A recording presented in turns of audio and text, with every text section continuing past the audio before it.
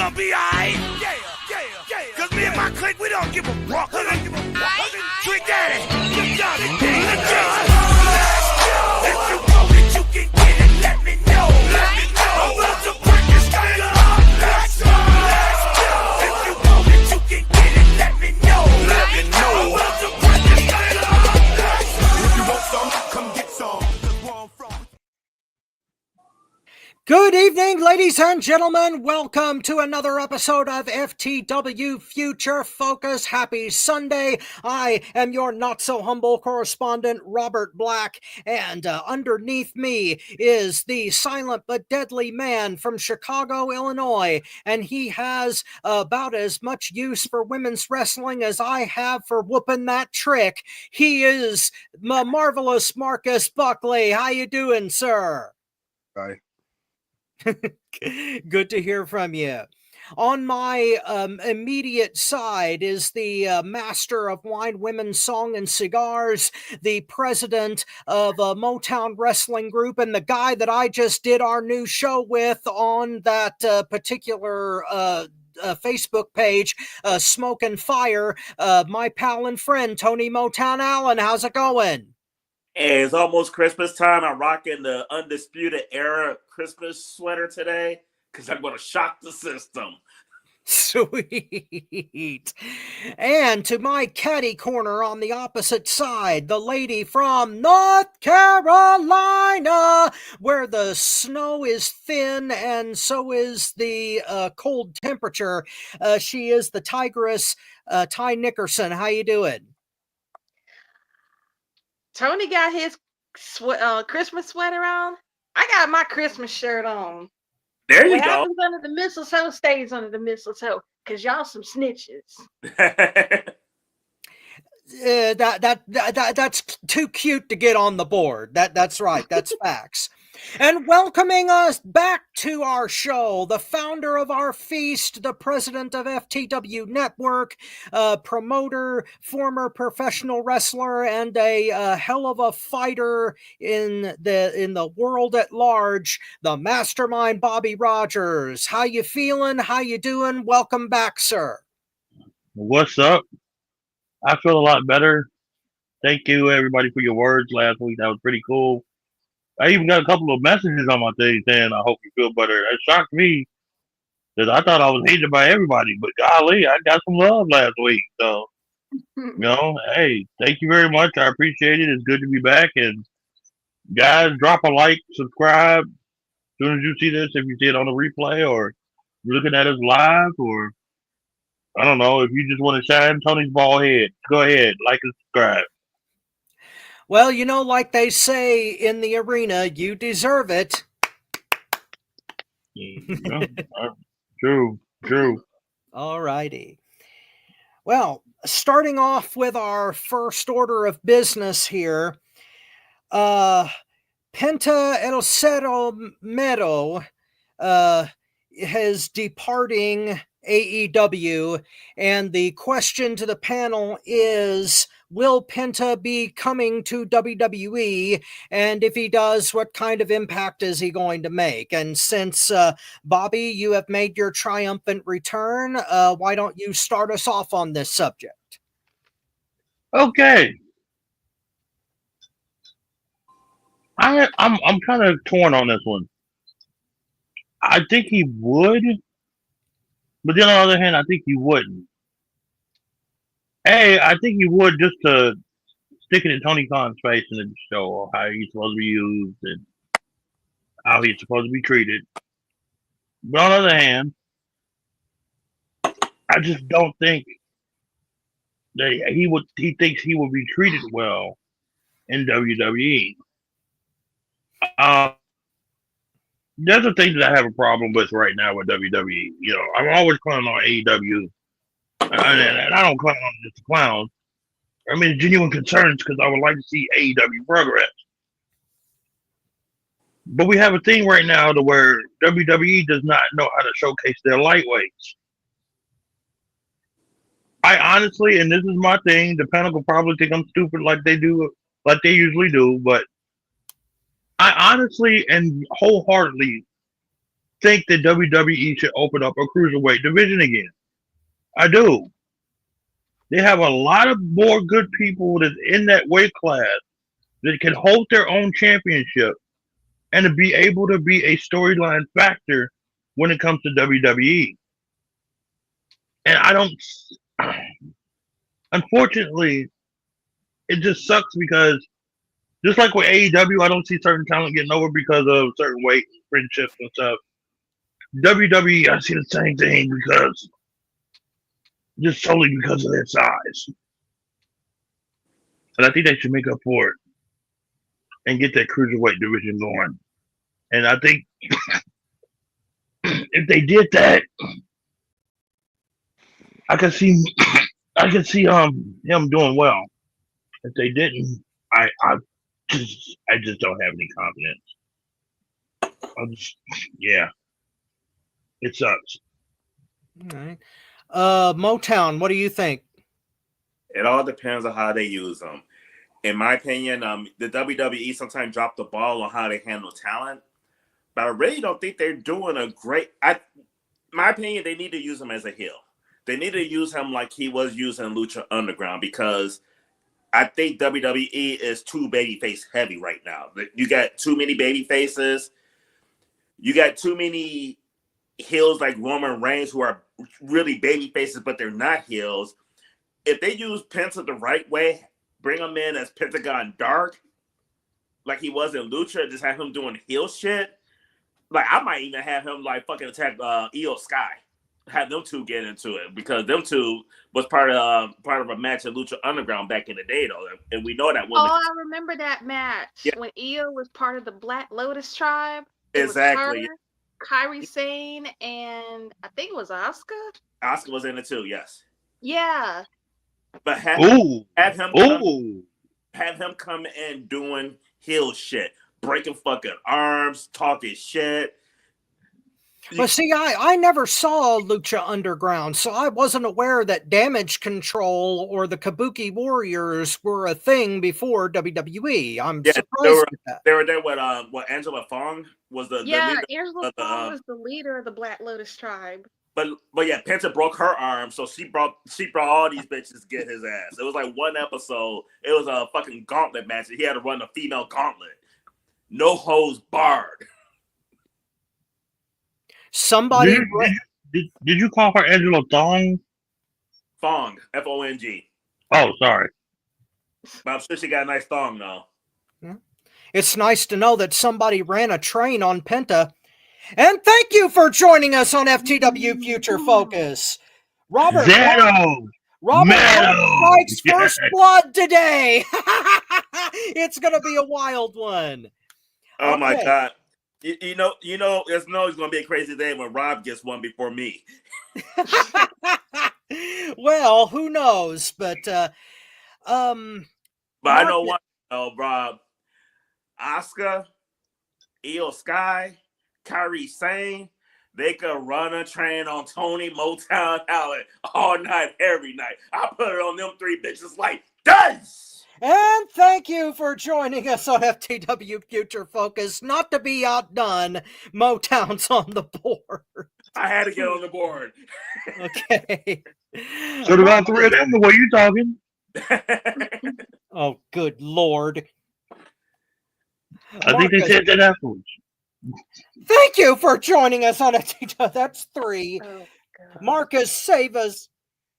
I can see him going to WWE eventually, potentially NXT once his brother's contract expires at AEW.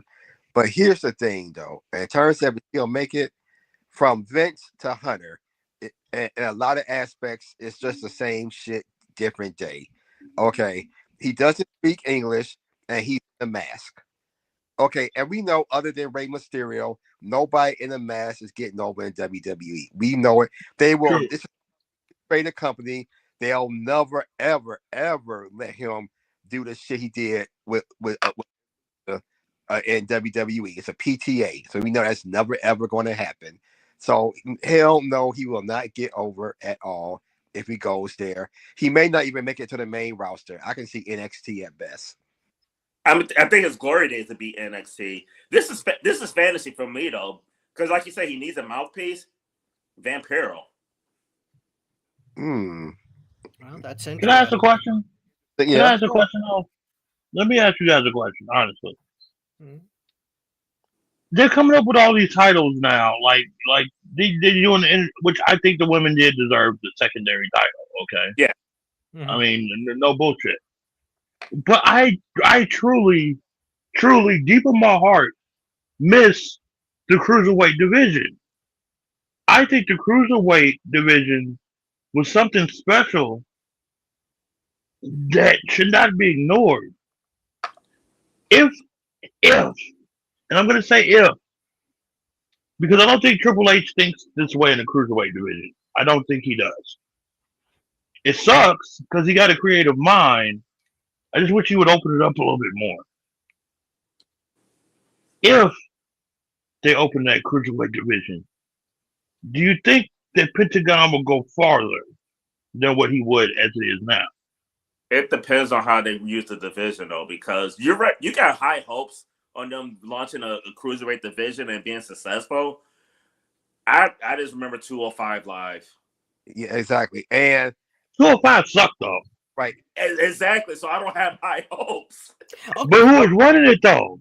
Okay, I'm going to chime in on this one because I think that we, Mastermind, I think you and I are on the same page here. Yes, I miss a legit cruiserweight division in WWE.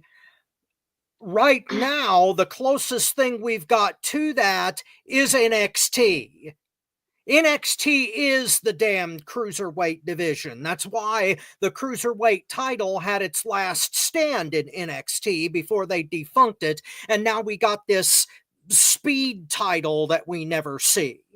And nor do I want to. Yeah. Now, as far as Penta goes, I wish that I could agree with you, and I wish that Penta could succeed on the main roster, but I have to agree with Motown and Marcus.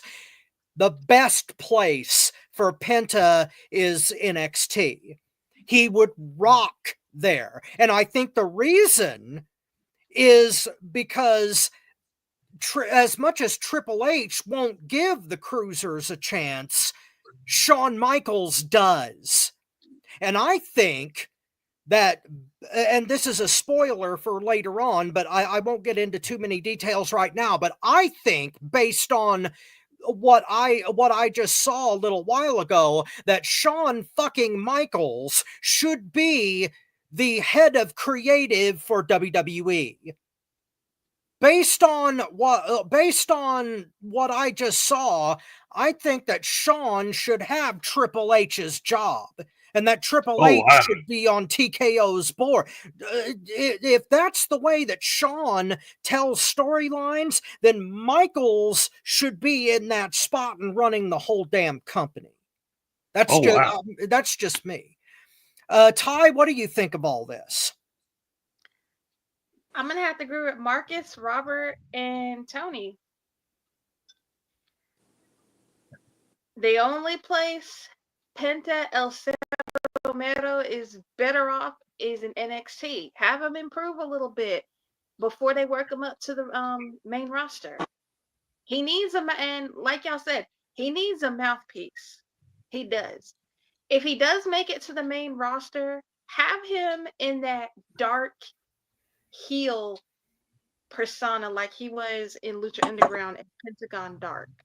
Mm-hmm. For right now, if he does make it to WWE, he signs with them, he's better off in the NXT brand. That way he can, feud with a couple of people there. Okay, here's a compelling question I'd like to throw at the panel real quick.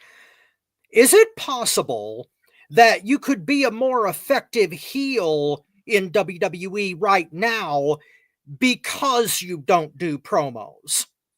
Yeah. I mean, we've seen this with Nakamura already, that maybe the reason that somebody gets over as a baby face in the first place is because they do these promos, and that people are more compelled to boo someone and get heat if they don't talk. No, I mean that's a good point because I mean you've seen it with like heels that cut good promos. Like the heels that cut good promos get cheered. Yeah, exactly. See, and here's the thing with compared to Nakamura. Nakamura is a mid Carter. It's only going to stay a mid Carter. So you got hold on. I gotta say this though. With Penta, I could definitely see him just doing two things, and he just walks off and put his middle finger up and piss everybody off. Interviewer goes to ask him a question. All he does is zero, middle, put his middle finger up and walk off from the camera. That's all he got to do. That's all he got to do. Every rip, every time they try to talk to him, that's all he got to do. You know what I'm saying? well, Bobby, that shit ain't working for Okada. You really think that's gonna work? Who? Okada. That's all. Who? That's all he does. Exactly. That's all he does now. The drizzle. Okay, that's Okada. That's Okada. Okada's doing some goofy shit now too. Though, Right. That's what I'm saying. But here's what they need to do with Penta though. If they do sign his brother, don't team them together. In my opinion, if they put the Lucha Brothers back together, they're just gonna be a mid-card jobbing tag team. I don't want to see Penta and Ray together. Yeah, but they've already got the Street Profits. And they don't have a good, and that's why I wanted a cruiserweight division so they could do something like that. Yeah. Unfortunately, there's no cruiserweight divisions for them to do that, so they both be in limbo. Yeah, exactly. Our next subject, the potential feud between Bianca Belair and Jade Cargill. Is it going to be worth the hype, and will it succeed? Let's start with our resident lover of women's wrestling, Marcus Buckley. Come on, Marcus. Will it work? I mean, Bianca's going to have to work really hard to carry that 150, 160 pounds around the ring for 20 minutes because, wow. Right? Because despite what you think by anything else, she ain't improving. That's why she's stuck in tag team. She's not improving. So that's one. Jade has to be the heel, and then she can't. Babyface Jade would suck, so she has to be the heel in this. But answer, will it? I'm the wrong person to ask because y'all know what I think. Well, see, that's why we wanted to let you go first, so you could have your say. I think that was. If she's legitimately hurt, that's gonna ruin the WrestleMania plans they have for her. And that initial match, for me, I'm gonna be like, who cares? Because the match is probably not gonna be great unless Bianca really, really puts a yeoman effort in to carry her ass. But to answer the question, no, I don't think it'll be worth the hype. No, not at all. Because no, Bianca's not a strong promo, so I think that's the only weakness is her promos, and the promos aren't going to keep me interested past that. Jade is okay. It's going to be bitch this, bitch that, bitch this, bitch that, So for me, no, it won't be for me. Well, I'll chime in here next. I'm on the fence on this one because it depends upon the rumors about the personal relationship between Jade and Bianca. If they really aren't getting along, then whatever feud that they're going to have after losing the belts is not going to work, because Bianca and Jade have to be able to get along and work together in order to make the match happen and the feud to be interesting. They got to be on the same page. What I don't understand off the bat is if they are going to break them up, if Bianca is going to be the one that attacked Jade and put her out in order for her to have this time off, then why the hell didn't they take the belts off of them before any of that happened? That kind of devalues the women's tag titles, in my view. Then third, it will be good if they can, if Bianca can be a ringleader and put the good match together. And if Jade can listen to her and adapt to her the same way they have as a tag team, then it may be a very, very good feud. It just, all of that is on the fence, though, because I'm not really sure whether number one, Jade is ready for that. Now, promo wise, Jade is, especially if she's the heel, because she excelled at that in AEW. She never should have been turned babyface in AEW.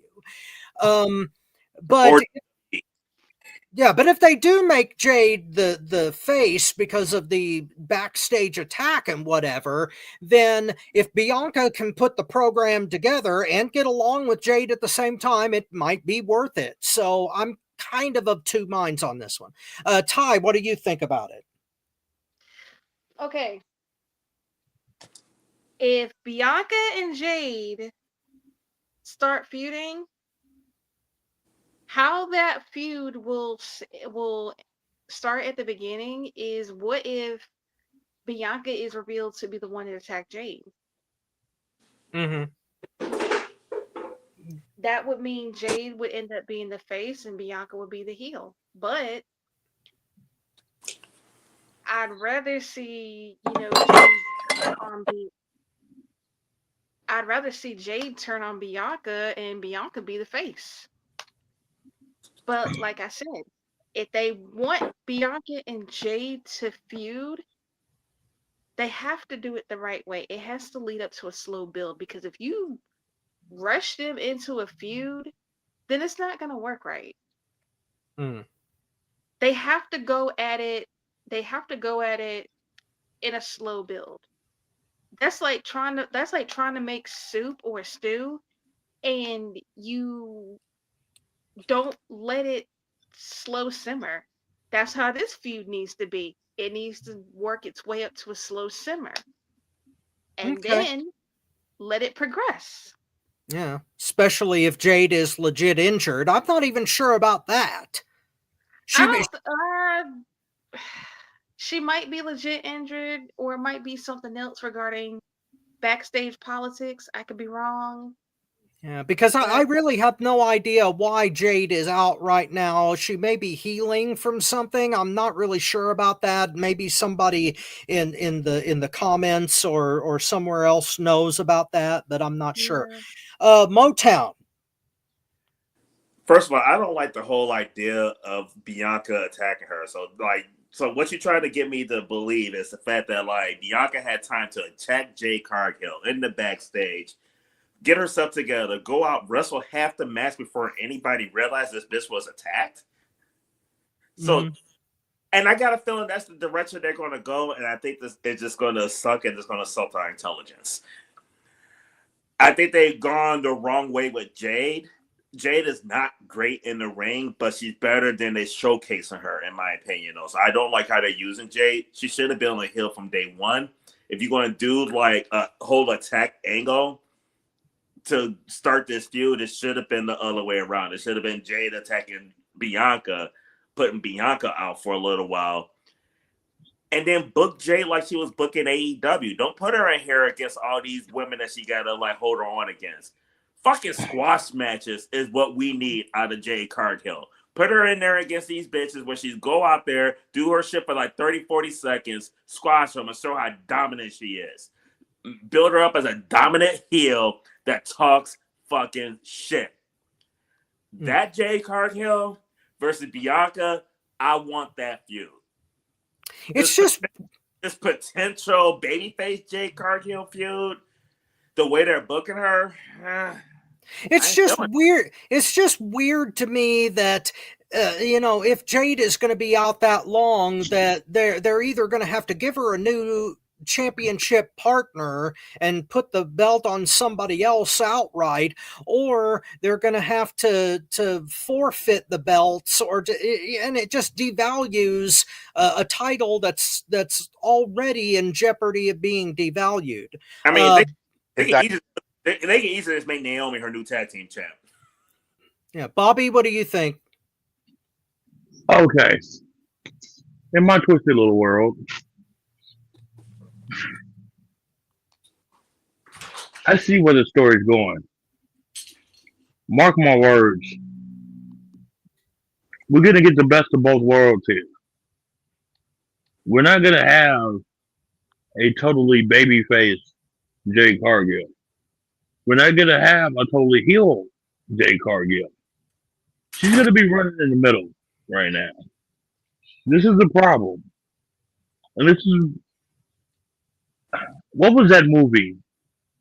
I'm trying to think of. It was a saying that you don't pay attention to what you see. You have to pay attention to what you don't see. And in this whole thing with Jade Cargill getting hurt, they're supposed to be buddies. He's supposed to be bringing over from AEW, blah, blah, blah. Somebody is in the background that they're preparing. And I'm thinking Charlotte Flair Mm-hmm. to where they're purposely hurting her. They're playing mind games to where she's using the rookie to get mad at Bianca. So yeah, Jade is gonna be heel because she's gonna turn dirty because she thinks Bianca did her dirty. Bianca's gonna be pissed off like I didn't do shit to you. What the fuck's the problem? She's gonna go after Jade. They're gonna feud, and Charlotte Flair is gonna be sitting back laughing at both of them for a while until they both realize, hold the fuck up. We've been played. This chick just sat up here and played both of us. That's what I see this coming out of this. If you had Naomi take her place as a tag team champion, you got programming with Jade and Naomi leading up to Jade and Bianca. So what you're saying is that Charlotte attacked Jade and she thinks Bianca did it. Right. Uh-huh.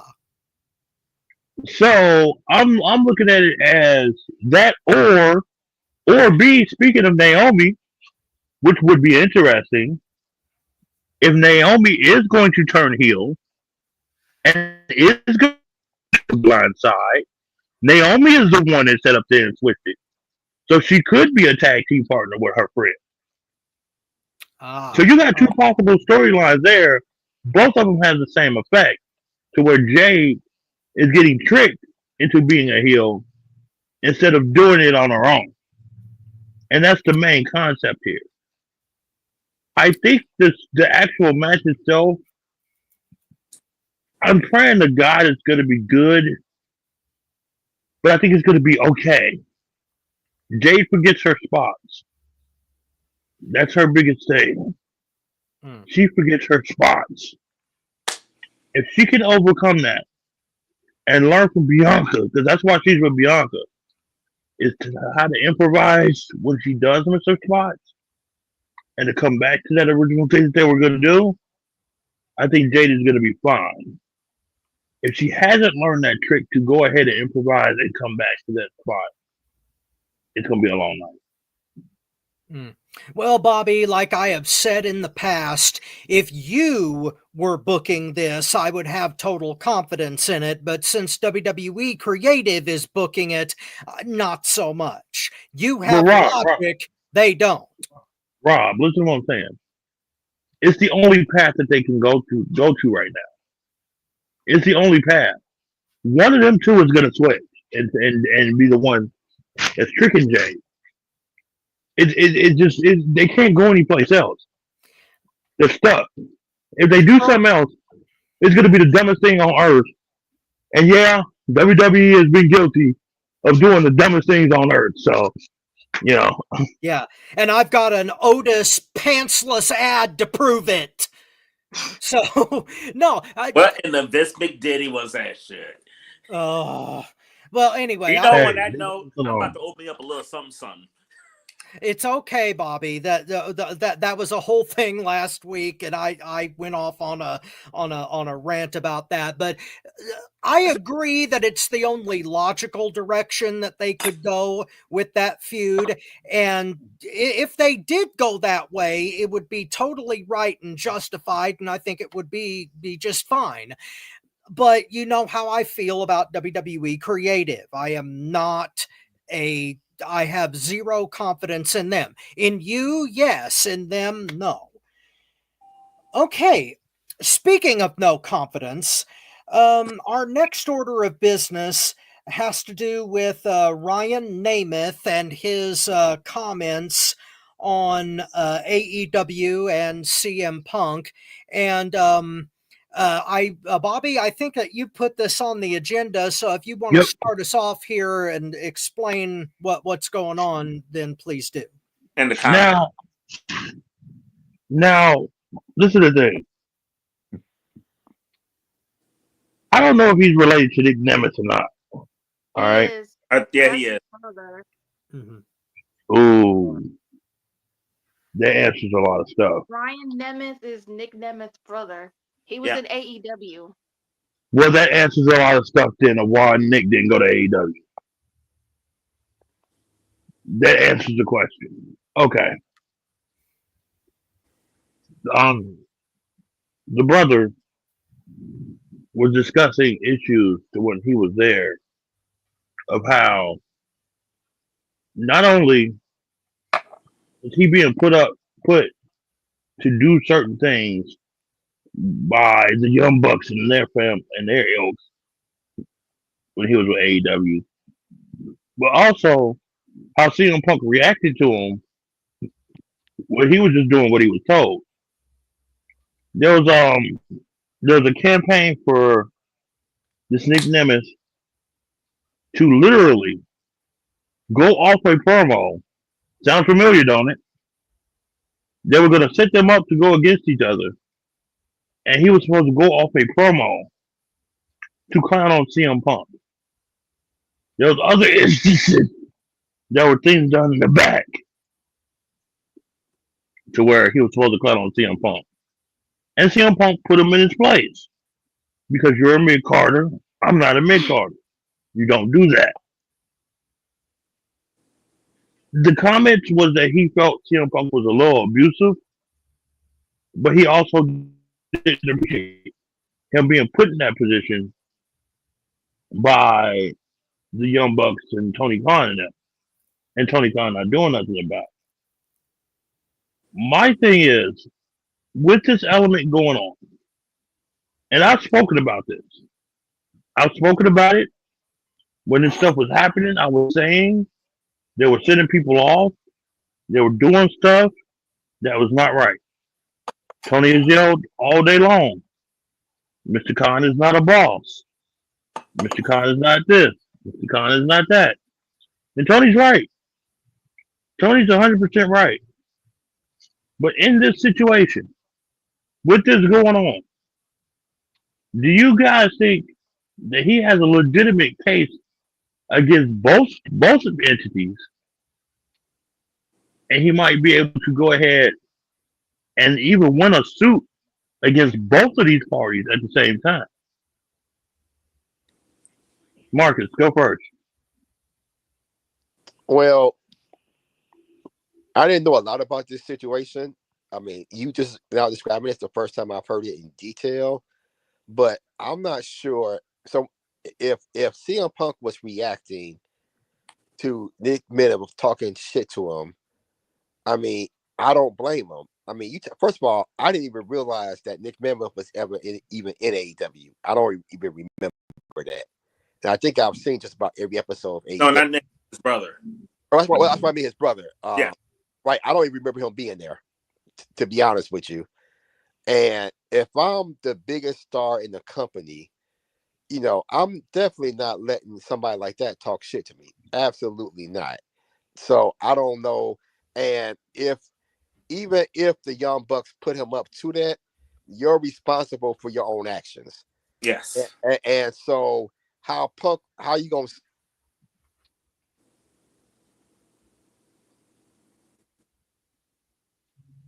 What the? I'm sorry. I keep telling people, damn. Anyway, yeah, you're still responsible for what you did as an adult. So how Punk reacted to him is what it is. That's just plain and simple. Now, I know it's a hard place if your boss and whether this be the quote unquote EVPs and Tony Khan is telling him to do this, and maybe they promised him a push or something like that.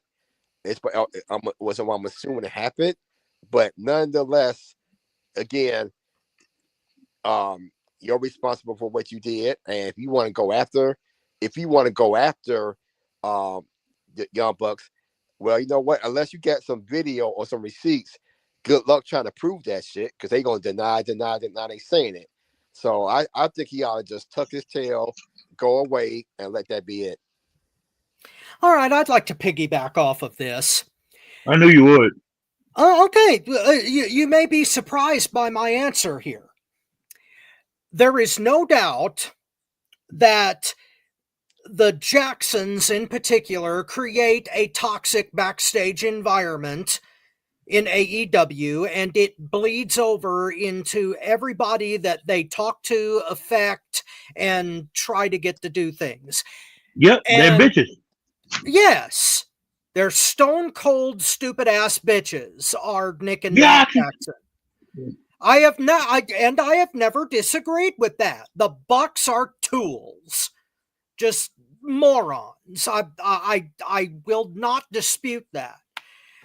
Now, as far as whether Ryan Nemeth has a potential lawsuit on his hands, I mean, he can roll the dice and try his luck, but in the end, it's probably not going to go very far because it's a he said, the company said kind of situation. So the best he can hope for is to probably settle out of court, which would probably be less expensive for Tony Khan to do if it really ends up going that route. But what intrigues me here is that from the outside looking in, it just proves the fact that everyone involved needed to be a more professional performer and person about it. And even though the Bucks provoked all of this crap and Hangman Page did, Punk still reacted to it badly. And Ryan Nemeth was goaded into trying to do the same thing with Punk, and Punk shut him down. And it's understandable that he would do that, but it just speaks to the fact that the Bucks are the ones that caused all of the toxicity, and Punk reacted badly to it. Now, I'm probably going to be alone out here on this one, but I believe that though Tony Khan has made a lot of mistakes as a boss, that he is getting better about it, because you notice that AEW's product and the attitude of the backstage and all this chaos seems to be turning around now. So the Bucks have not been on TV for quite a while, and I think that's by design. They are losing influence. And so this toxicity that he's talking about, specifically because this stuff is coming out now, may well be going away now. So as much of an issue as this was before, I think it's becoming less so. Since it looks like we've temporarily lost Bobby, let's go to Ty. What do you think about all this? Okay. We're all familiar with the phrase, what's done in the dark will come to light. This is no different in the wrestling world. Mm-hmm. Do I think Ryan Nemeth has a case against the Bucks? I don't think so, because it's not going to hold up in court. But I also believe there are three sides to every story. There's Ryan's side, the Bucks side, and the truth. Do I think Ryan Nemeth tried to repeat the same thing, toxicity that CM Punk did? Nope, he did. And CM Punk shut that shit down. But I also believe you need, as an adult, you need to hold yourself accountable for the things you do. If you mess up, if you screw up in the wrestling world, own up to it. but be accountable for it. And that's something Ryan Nemeth is gonna have to do. I don't like toxicity in the workplace, and I'm not the only one that feels that way. I'm pretty sure a lot of y'all feel that way. I don't like the backstage toxicity that's going on in the wrestling world. Even though I'm not part of the wrestling world, none of us is part of the wrestling world. I just, when you hear about stuff like this, I just don't like what's going on. Because with everything that happened, I feel like it kind of makes me think y'all grown ass men and women, y'all acting like kids, y'all acting like a bunch of middle schoolers They and act high like schoolers. bitches. Yeah, So exactly. grown as bitches. They Bianca, that and they act like a bunch of high schoolers. Y'all don't I'm need to be old, acting I'm like tired, and I work with children. exactly.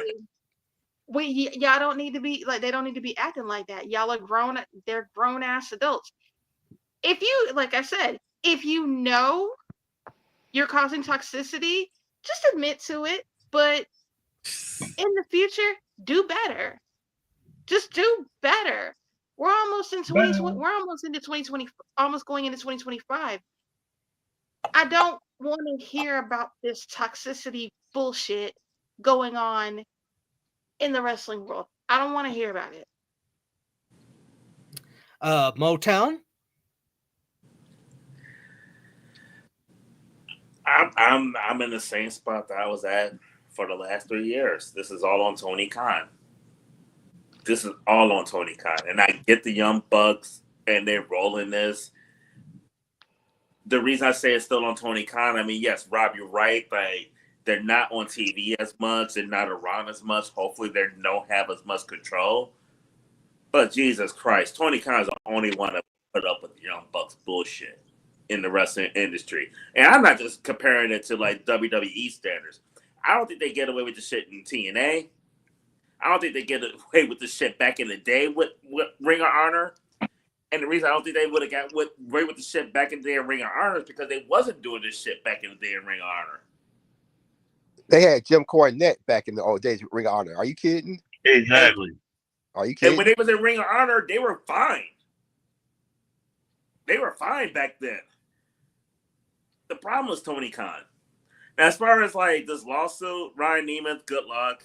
The lawsuit, him releasing a statement and a possible lawsuit, it is what it is. It's him trying to get his name out there because nobody know who the fuck this motherfucker is. Other than They know who his brother is, but they don't know who he is. I think that he was mostly on Rampage. That's probably why.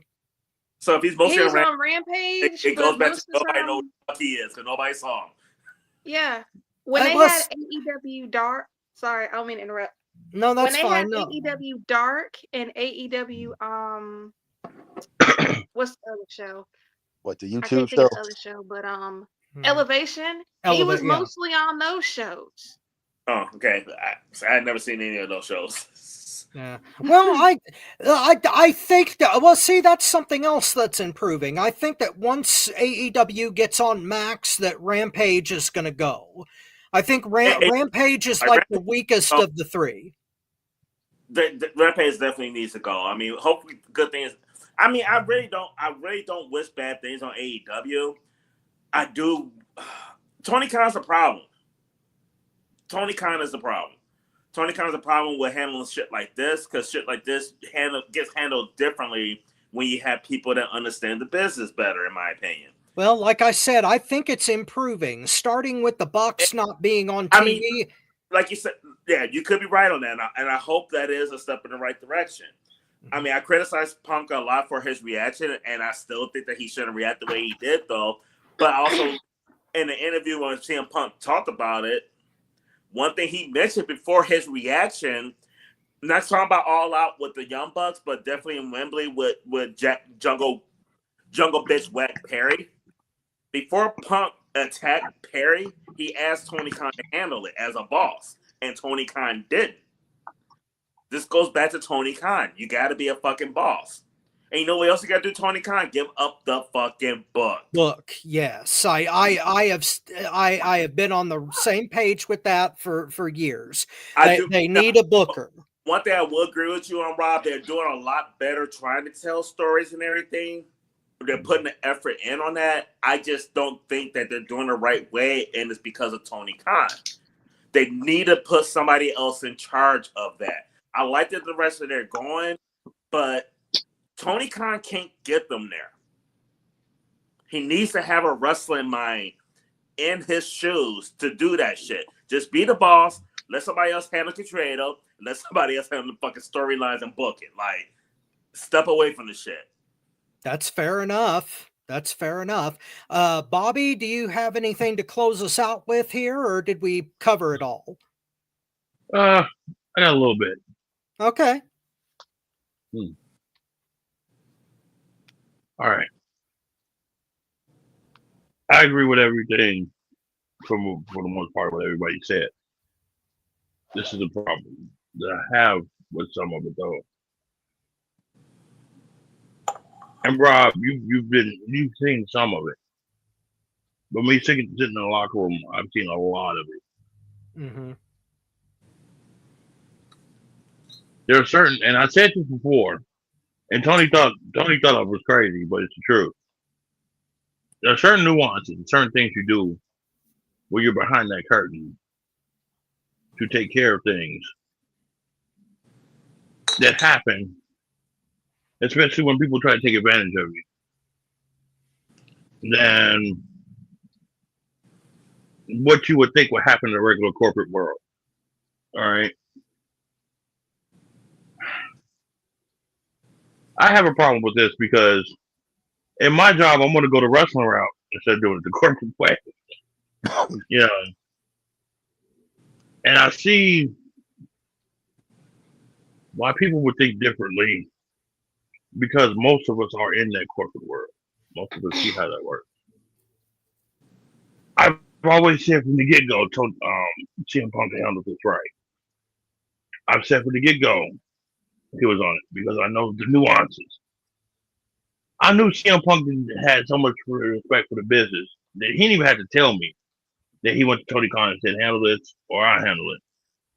Because he was trained in the same places that I was trained. All right? Yep. That's what they teach you. That's what they show you. Because these promoters and everything have so many things to do till they don't have time to micromanage stupid shit like that. But Bobby, So, as far as like your role in that and coming up like that though, in those locker rooms where shit like that had gone on, with those promoters and those bosses, would they had just let it go? Or would they have step and try to handle it themselves though? it depends on the promoter. Some of them would let it go because guess what? That person said whatever. That other person that he said it to should know that that man's word stands. So you better do something to what he said.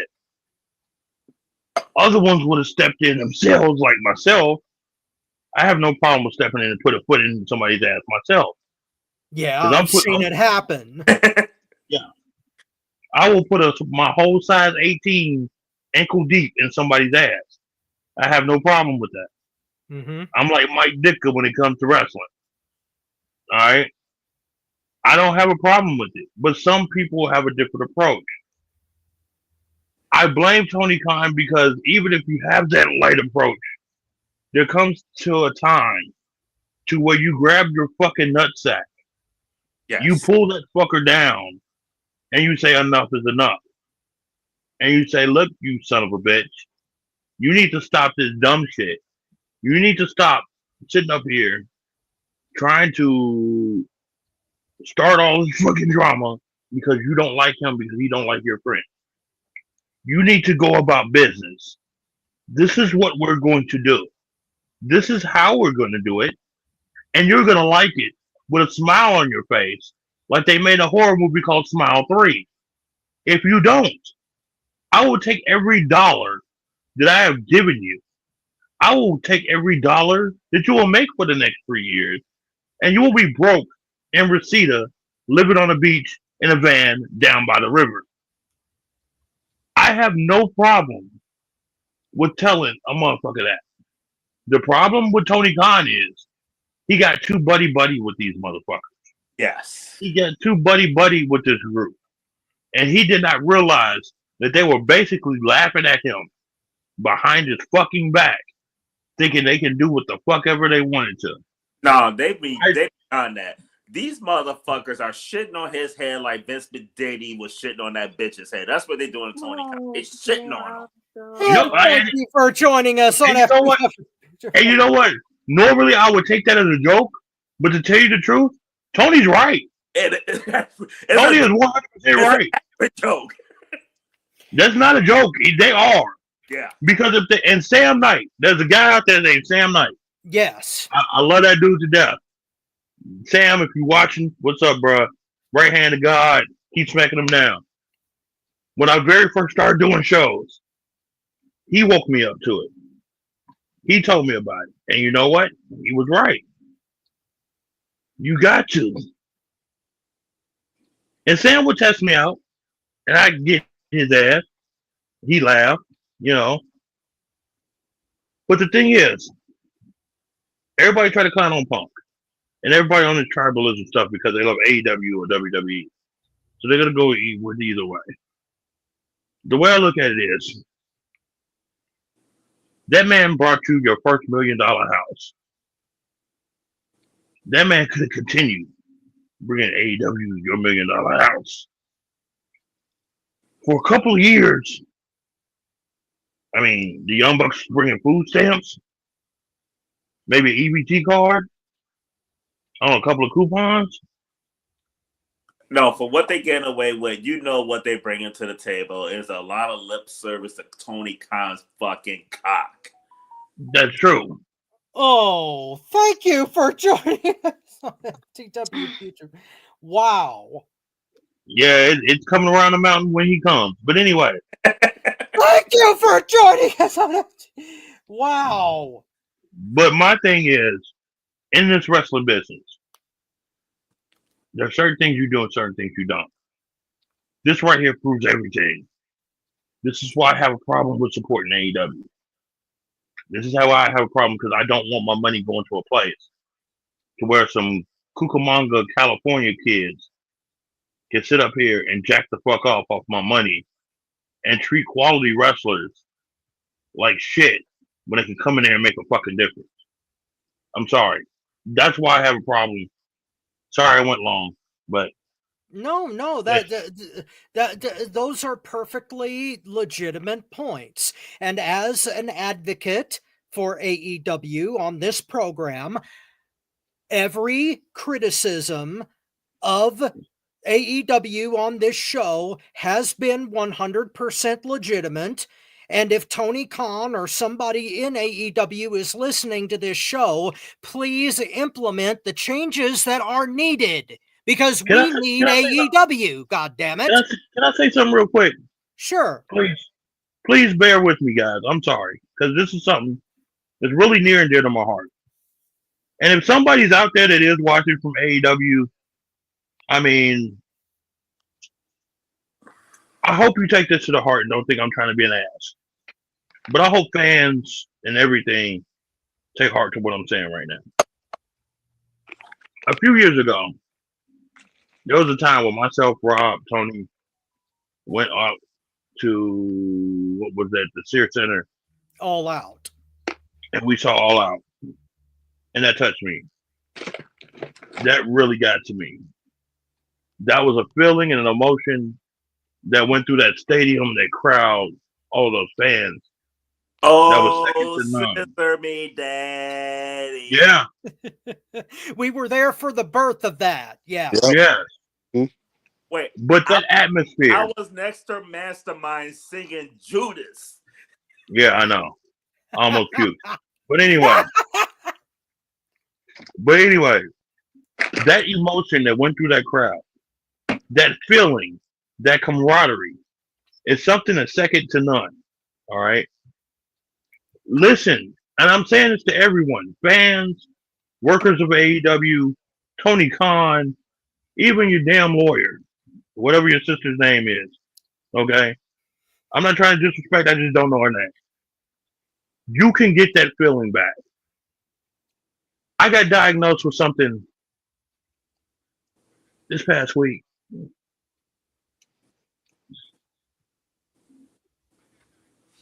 That is going to make my wrestling opportunities watching live limited. I'll just put it like that. I want to see you guys succeed.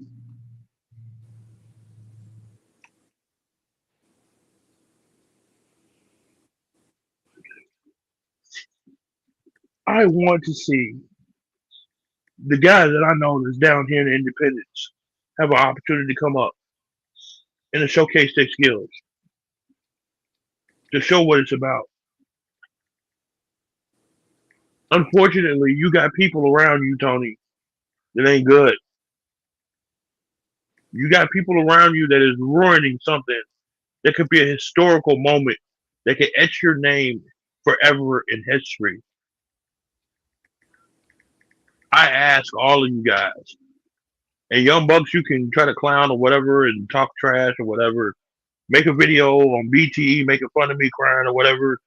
But it hurts, bro. Because somebody like myself that wish they could get back in that ring. They wish they could do what they could do.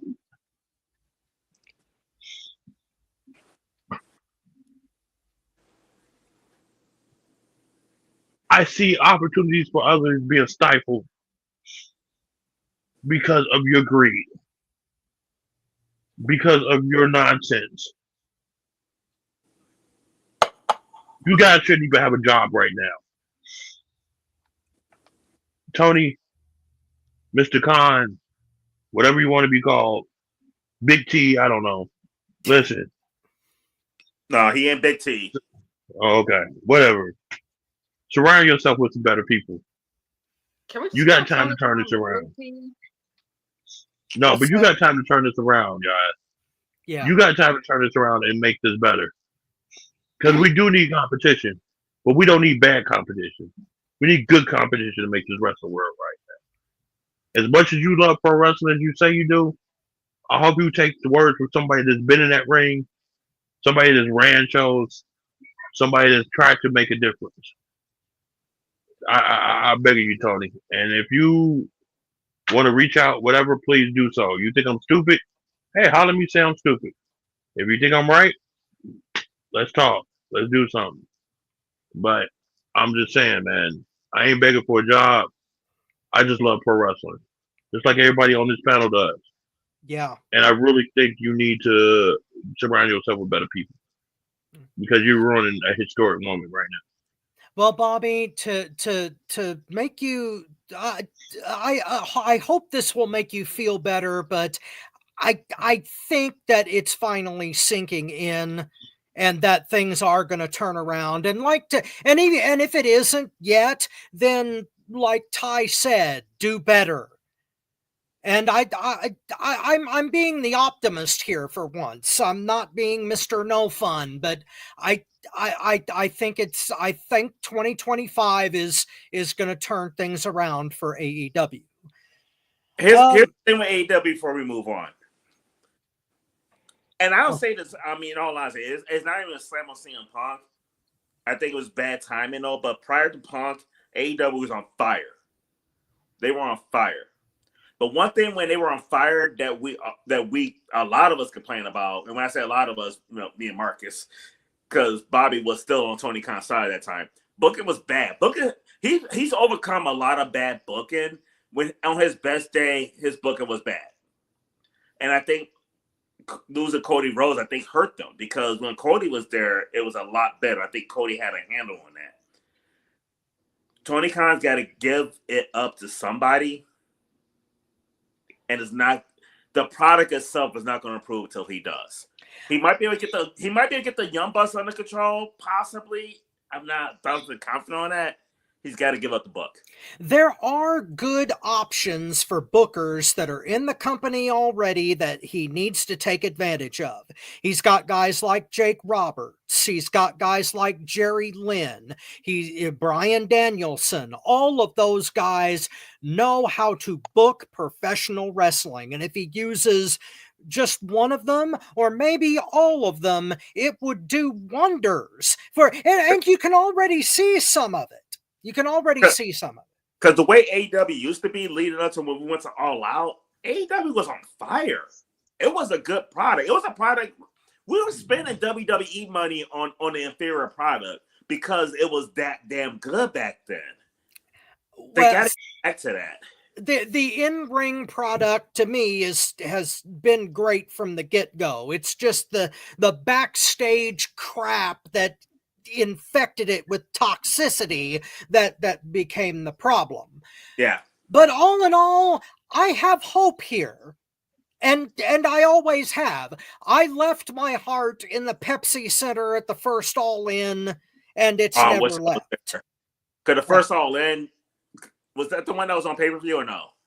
Yeah, the first All In was on pay-per-view in 2018. That was the 2018, yes. Because me and my buddy Gary, we actually paid for that pay-per-view. We were at the arena, but we actually paid for that pay-per-view and enjoyed that show from beginning. Oh yeah, me and Bobby were there live. Yeah, and I will never get over the electricity of that arena. It was really the Woodstock of wrestling. That's the best way I can describe it. Okay, let's move on. Let's move on to Tap Out, and we will start out with the purveyor of You Tapped Out, the man himself, Marvelous Marcus Buckley. What's your Tap Out this week? Well, it's interesting that y'all come to me first on Tap Out, because we always do. Because it's about AEW. Now, I'm not going to go, contrary to what you say, Rob, I'm not going to go on a long rant with everything that's been wrong with AEW lately. I'm just going to narrow it down to one subject. And with a company that is seriously lacking star power right now, they are allowing Ricky Starks to just sit on the bench. He's healthy.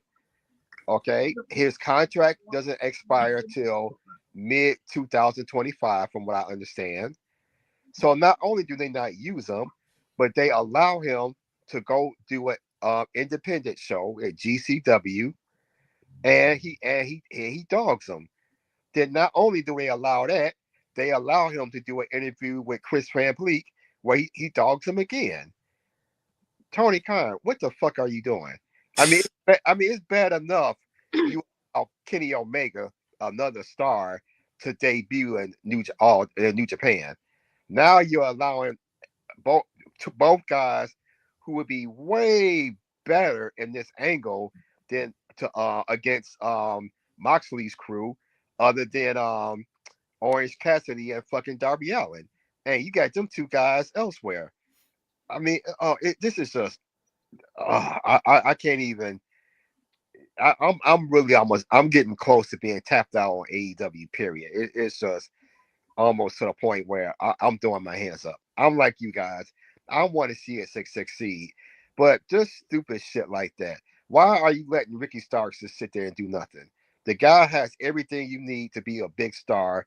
That can be your homegrown star to take your company to the next level. And you just letting them sit at home, do nothing.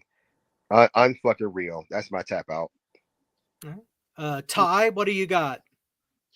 I'm at Marcus. My tap out is Tony Khan. Why is he sitting at home letting Ricky Starks not get his money? Okay, same tap out. Cool. Mm-hmm. All right. Motown. I'm so fed up with AEW. I don't watch a lot of the product.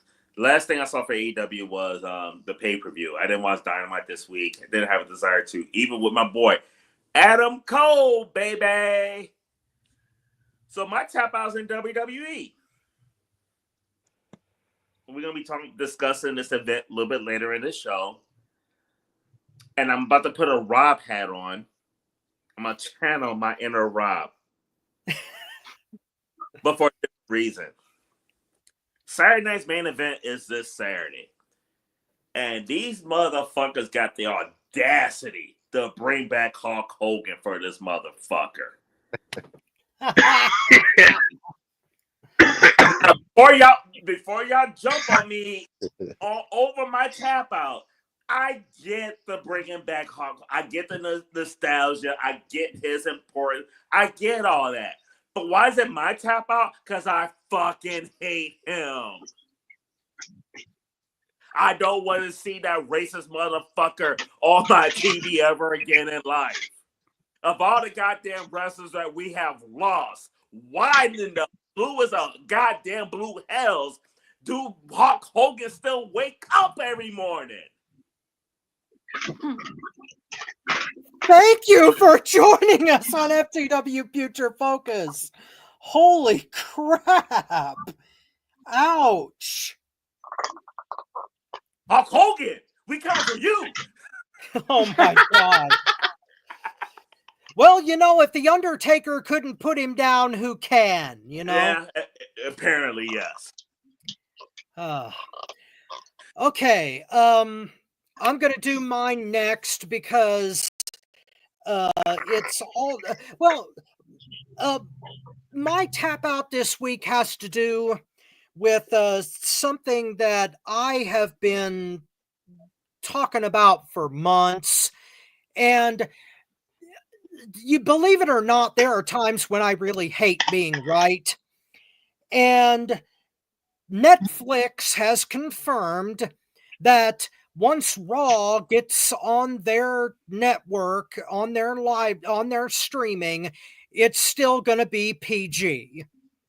All of everybody's hopes of the Attitude Era coming back because of them being off of USA were completely dashed because Netflix says they're still going to be family friendly. So there's no, there may be a little bit, there may be a few more cuss words, there may be a trickle of blood or two. But here's the one thing we are going to get that I'm kind of happy about. They're going to stop censoring the crowd chants. Well, okay, but that's like saying that you're going to like stop leaving your garbage strewn all over your front lawn and actually put it into the I mean, the crowd chant censorship is annoying as fuck. It is, but it's that's a small little. That's a small little nugget. No, it wasn't. No, for me, Rob, it wasn't. That hurt. That really pissed me off and annoyed the fuck out of me trying to watch SmackDown. I got sick of watching SmackDown with all the fucking like the censors on. It drove me crazy. But Tony, the overall picture here is that what I've been saying since the merger took place and TKO formed has been right. WWE is not going to change. They are going to remain the same corporate shareholder run entity that they always have been, and these huge changes that we were hoping for are not going to happen, and this is just the latest example of it. Now Bobby was talking about how he wants AEW to succeed, but that all of the problems that he has with them run too deep. The same thing goes for me and WWE, especially after the TKO thing. Here's the problem. It's Tony Khan. Because Tony Khan didn't let the fucktards run shit. It was a legit... If AEW was legit competition, if they had kept going in the direction they were going and build on that, it was legit competition, they would change that shit. Even if AEW... irregardless of whether you consider them legit competition or not, WWE's major problem is that they cannot be they can't make money off professional wrestling anymore. They make money off everything but professional wrestling, and the product suffers. Whether Vince is in charge of it, or Triple H is in charge of it, or the board members led by Dwayne Johnson are in charge of it. That is my major problem with them, is that they cannot be professional wrestling the way that they're supposed to be, and instead they have to be this corporately run sell-out promotion that doesn't give a damn what the vast majority of the audience wants to see, and they fuck us over every damn time. And it's Tell going us to how you really stay. feel, Ron. Well, I'm just saying, the way that you feel about Tony Khan and AEW is exactly the same way that I feel about TKO, Nick Khan, and everybody on that board who is never ever going to allow WWE to change into what the audience wants it to be. It's always going to be a corporation encased in another corporation, and it's still going to be the same whitewashed PG bullshit that we have been fed for a quarter century. And that is the main reason why, in spite of all of AEW's problems, and I admit they are huge problems that need to be solved, but WWE has crossed the damn Rubicon so far that I still have to side with the revolutionaries. I cannot go back home to WWE. It's just not going to happen. But anyway, that's my tap out. Who hasn't gone? Bobby? Bobby. I haven't gone yet. I don't know if you can count it as this week or last week, but since I was gone last week. All right, you got a window because you missed last week, so you got 2 weeks. Yeah, feel free. And it's your show. Exactly. Nia Jackson's chair shots. Yes. Yes. I don't. Yes. What the heck was that? Exactly. You couldn't kill a fly with those chair shots. Now, before you finish, in Nia Jax's defense, I saw a video, they were talking about those chair shots, and some of the blame went to Naomi on that. No, because like one time Naomi had her back to her, and then she turned around and she was ready to do the chair shot. When she turned around, it was like she can't do the chair shot to the Okay, head. yeah.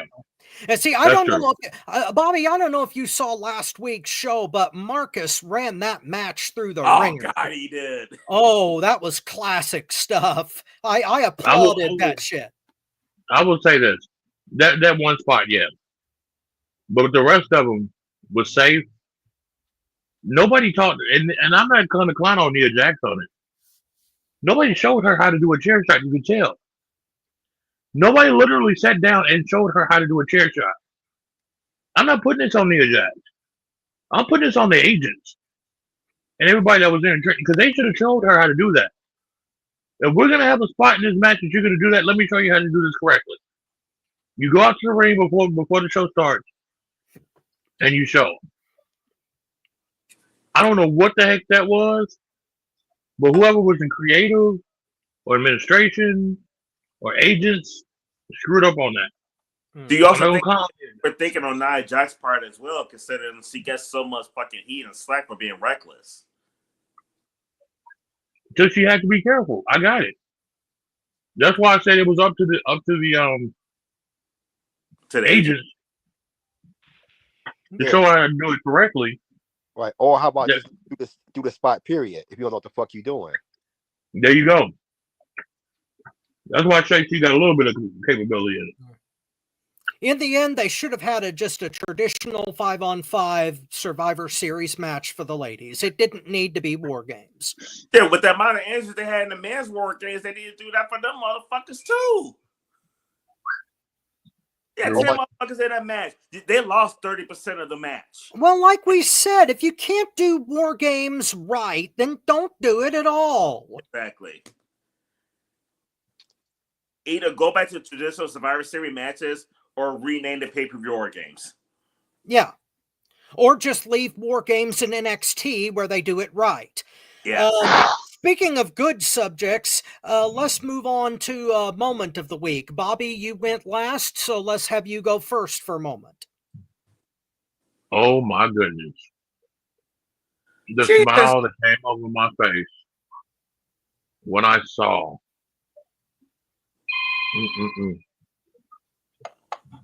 NXT as the phone rings in my ear. NXT. Oh my God. One of the best things that I've seen was Oba Femi handling his business.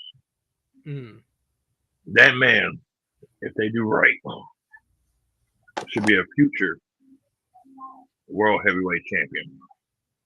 He should be the man that takes down Gunther. Straight up.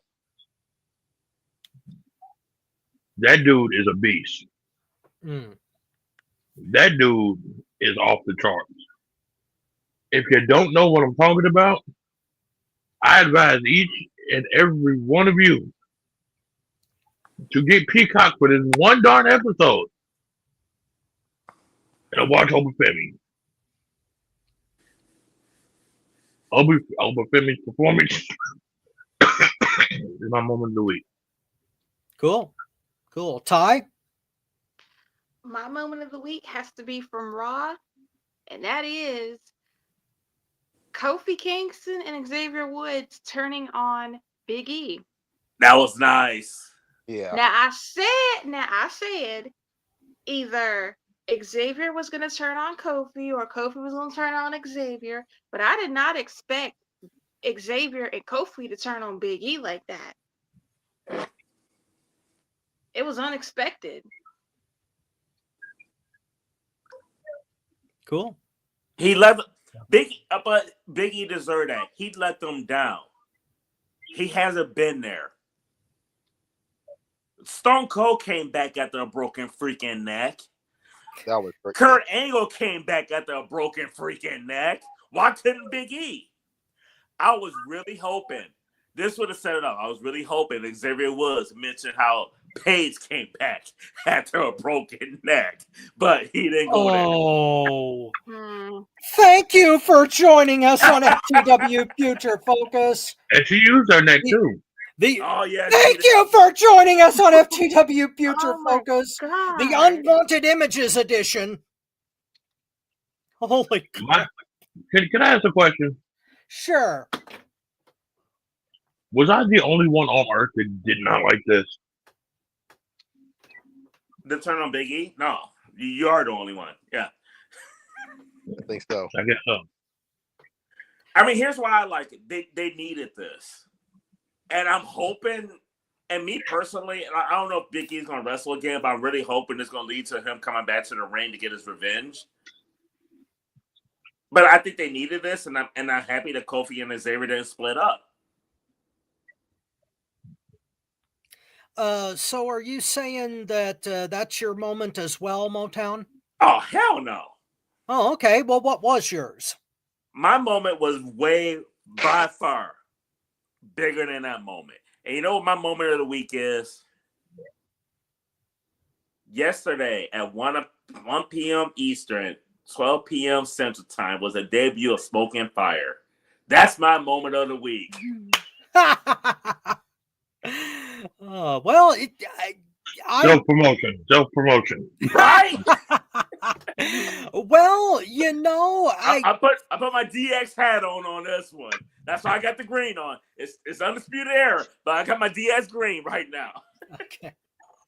Well, it was fun doing it. It was fun watching it, and hopefully it catches on. I mean, I'm making a lot. I mean, I had people message me. Marcus, give us yours. A lot of good feedback on it, though. So definitely, I'm pretty happy with the debut episode, and so you guys know, as I'm selling my merch, the first Saturday every month, we're gonna release a new episode. Yeah, first Saturday of the month, Smoke and Fire on Motown Wrestling Group. Check it out because we're just getting started. Marcus, what's your moment? For me, the whole episode of Raw was my moment of the week. I thought it was a great show. The New Day segment. I thought the segment with Punk and Seth was good. I enjoyed the moment with Sammy and Seth. I thought was good. I thought the match with Cody and Gable was a really good match, and I loved McIntyre coming back. I thought the episode was going to suck when I saw the lineup a few days before, but to me this was the best episode of Raw that they had in a while. So I kind of felt bad for Gable though. Like he constantly putting these banger ass fucking matches that he's losing. Yeah. Yep. But that was my moment. Real quick before we move on though, I'm gonna rewind to tap out. Right now, this Bears game is my fucking tap out of the week. 21-0. Are you serious? We're doing worse without Eberflus? Wait a minute, we losing? 21-0. Ass kicked. We're getting out. By who? The 49ers just put their fucking boots out. Shine them up real nice. Turn that sumbitch sideways and stuck it straight up the Bears' ass. And not only that, Brock Purdy's the quarterback. He's kicking my ass in fantasy. So I'm really pissed right now. Oh, man. Well, what can you do? It's the Bears. But my moment of the week, Ty, you already covered it. You one-upped me this week because New Day Dark was my moment of the week. New Day Dark. New Day Dark. Wait. I need everybody that's watching the podcast right now to pull your seat up a little closer to your stream. Be quiet and listen to this because never in the history of ever did I think the New Day will be Robert Black's moment of the week. Please, sir, continue. Oh, no. I was unhappy to be right about the Netflix thing. I was even happier to be wrong about this because first of all, the result came out of nowhere. I never thought that Kofi and Xavier would both turn heel and use Big E as the catalyst to do it. I always thought it would go a completely different direction, and they swerved me. And for once, I enjoyed being swerved, and I loved the storyline development that I have always said this. New Day was one of my favorite tag teams in the ring. It's just from the time they entered to the time they got into the ring is when they pissed me off. All of the bullshit that went along with that in order to get them into the ring is what pissed me off. Now we're getting pissed off, dark ass New Day, and I can't wait to see what they do with this, especially if my other theory is right. I think that they're not there. Exactly. I think that they are going to add a third member, irregardless of whether Big E comes back for revenge or not. I think they are going to add a new member, but it's not going to be Fermi. It's going to be R-Truth. And Corey Graves kind of teased it when Truth won that match on Raw, saying that he's not crazy, he's calculated. What I think is going to happen is that New Day are going to have some kind of match. They're going to go nuts on somebody and try to injure them. R-Truth, the tag team champions that R-Truth is linked with. Right, and Truth. What you saying? Yeah, Truth is going to come out there. He is going to look like he's going to stop Kofi and Xavier from hurting somebody, and he's going to do it himself. And then he's going to flatline the shit out of them like 2 or 3 times. He's going to grab the mic and he's going to officially announce that all of the dizzy-headed R-Truth bullshit is over, and that he is back to being Ron Killings, and that it really is a new day. Yes, it is. That would make my fucking day. New day. So you probably don't want him to bring back little Jimmy then, like I do, huh? Thank you for no. That's not offensive. That's just silly. I'm not gonna ding that, so don't count that.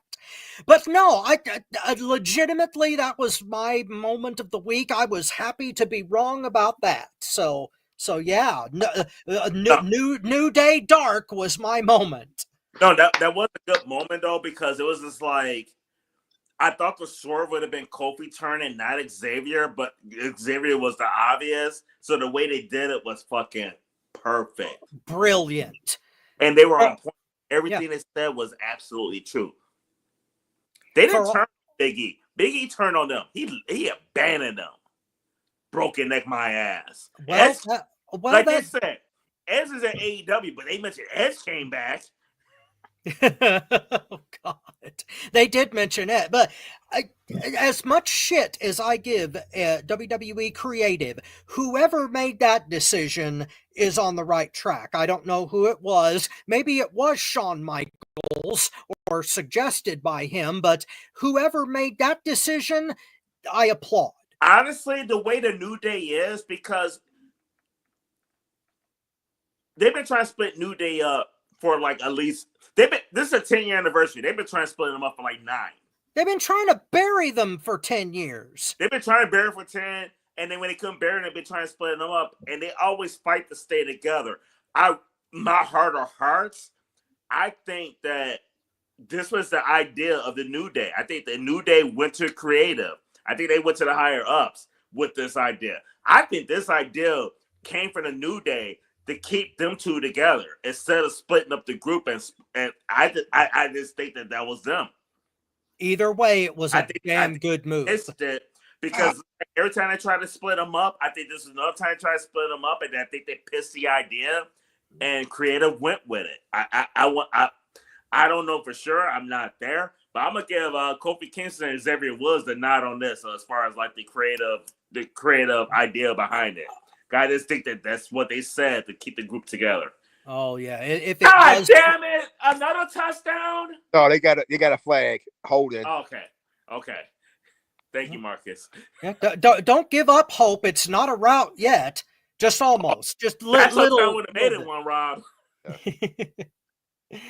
Okay, it is now time for our review of NXT Deadline, which happened last night. And the first match on the docket is the men's Iron Survivor match. And who do we want to start out with here? Let's go with Marcus. I gave this match 3.75. I thought it was pretty decent. I had a feeling that Obafemi would play what's his name, but he was without question the star of this match. I mean, he looked dominant after losing 2 matches to D'Angelo. This was a perfect way for him to come back and get his shine back. I think he's definitely going to beat Trick for the title down the line. But I thought the other guys looked decent. What's his name? The young dude that what's his name? Jasper? No, Frazier. Frazier always looks good in these matches. Overall, it was a decent match. The guys work hard, but without question, Obafemi was the star of this match. So I gave it 3.75. Sweet. Ty, what do you think? I give this match 3.5. Obafemi was the highlight of the match. I also think he's the one that attacked Eddie Thorpe. Okay. That's just my prediction. I'm just saying. Is it a prediction or a spoiler? Let's call it the gray area. Okay. It ain't a spoiler, or prediction. Cool. But I do have to give Nathan Frazier some credit in this match. But Obafemi is the highlight, was the highlight in that match, and he's the iron, and he did good. Cool. Motown. I guess I didn't enjoy this. I thought I gave it a good rating, but you guys, geez, I gave it a 3. Open Femin was definitely the star of this match, and I'm definitely looking forward to that feud. I thought the match was pretty good. Now, I'm going to throw this disclaimer out, though. I meant to throw this out before we started ratings. On YouTube TV in Indianapolis, we don't get the C-dub, so I don't get to follow NXT like I used to when it was on USA. So I was like enjoying the pay-per-view, but not as much invested as normal, though. So that may have affected my ratings, though. But I gave this match a 3. Open Feminine is definitely a fucking superstar. I don't know if he's going to beat Trick for the title. And the only reason I say I don't know that he's going to beat Trick because it's like one man's going to win the title, one man's going to move up. And I'm not 1,000% confident that he's going to beat Trick and stay in NXT and Trick's going to move up. I can honestly see Trick beating Oba and then Oba Femi moving up to the main roster. Well, that's possible. This match was my match of the night. I gave this 4.5. I was very impressed with this. Not only do I like the Iron Survivor concept that Shawn Michaels came up with, which is why I was like praising his booking skills earlier on, but this match, which should have all of the problems of a scramble match, actually worked. It was practically seamless. And it told a very compelling story with everybody getting in on all of the action, trying to stop as many falls as possible. Obafemi was really good, but I had praise for everybody in this match. Wes Lee showed out. The stuff that Ethan Page was doing was spot on, especially playing the chicken shit heel and causing all the problems with the penalty box, and then getting trapped in there with Femi was fucking hilarious. That was one of the best highlights of the match. The only reason that it didn't get a 5 for me is because in the first 5 minutes, when it was just Wesley and Dijon, what is his name? Javon Evans. Javon Evans, yes. For whatever reason, he was blowing a lot of spots and his timing was way off against Lee. And I don't understand why that was, but when Frazier stormed in and the match picked up, it just never let go. And it was just highlight after highlight after that. So I couldn't get enough of this match. It was my match of the night, 4.5. Bobby, any comments here? This is the only match of the show that I did see.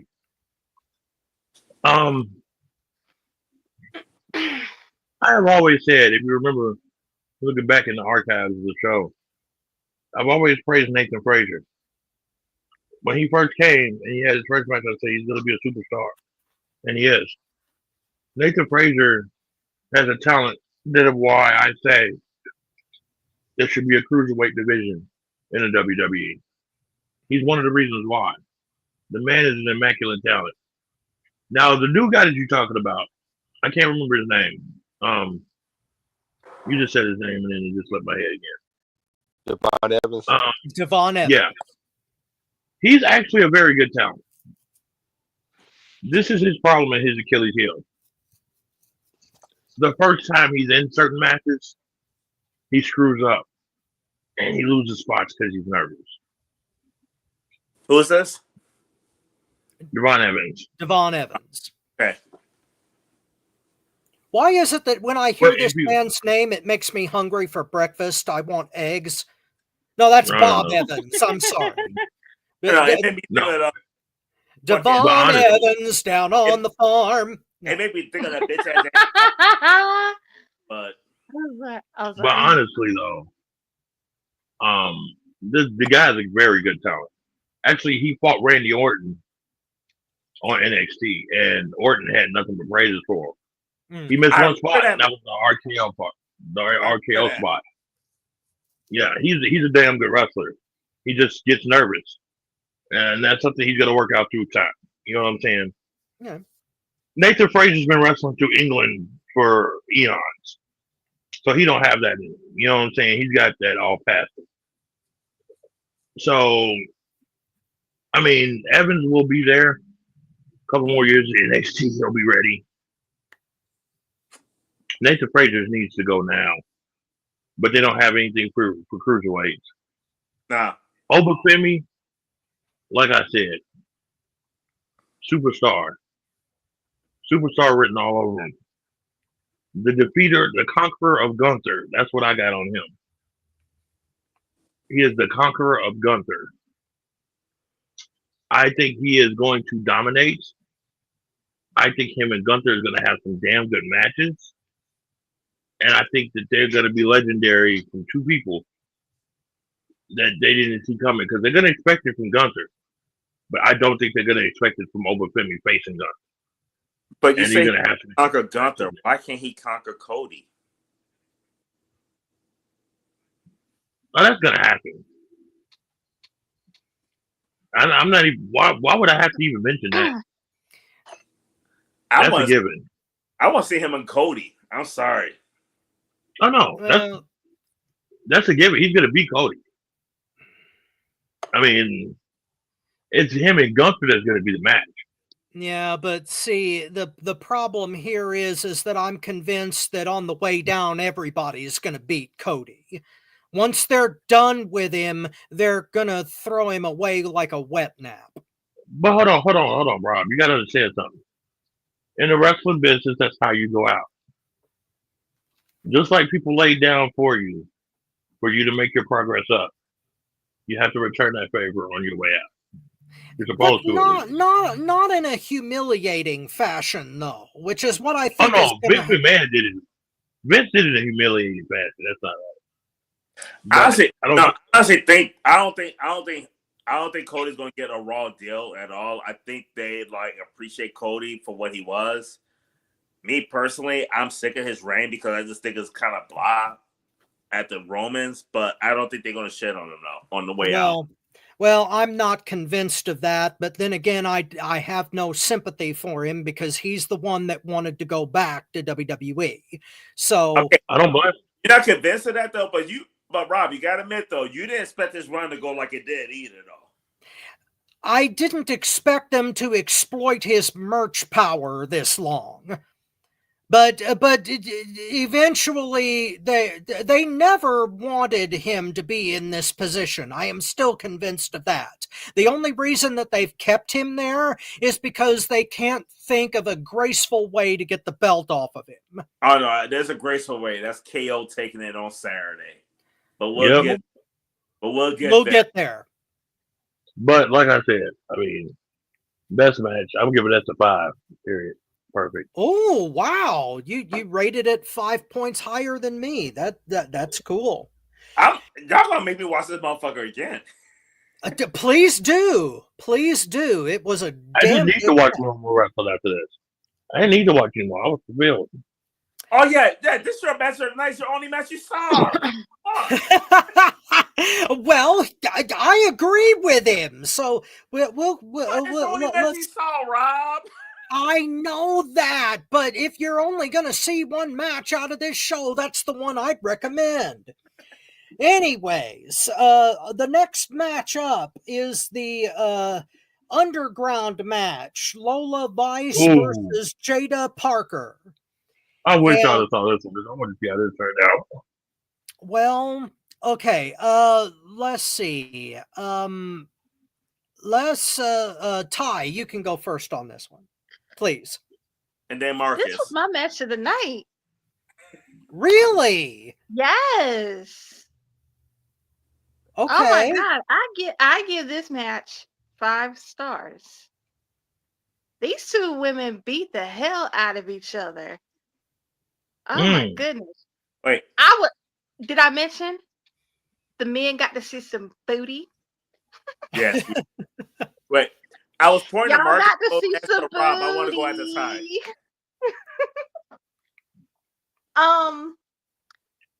I thought Jada was gonna use the brick and bust Lola upside the head to the white meat, but she didn't.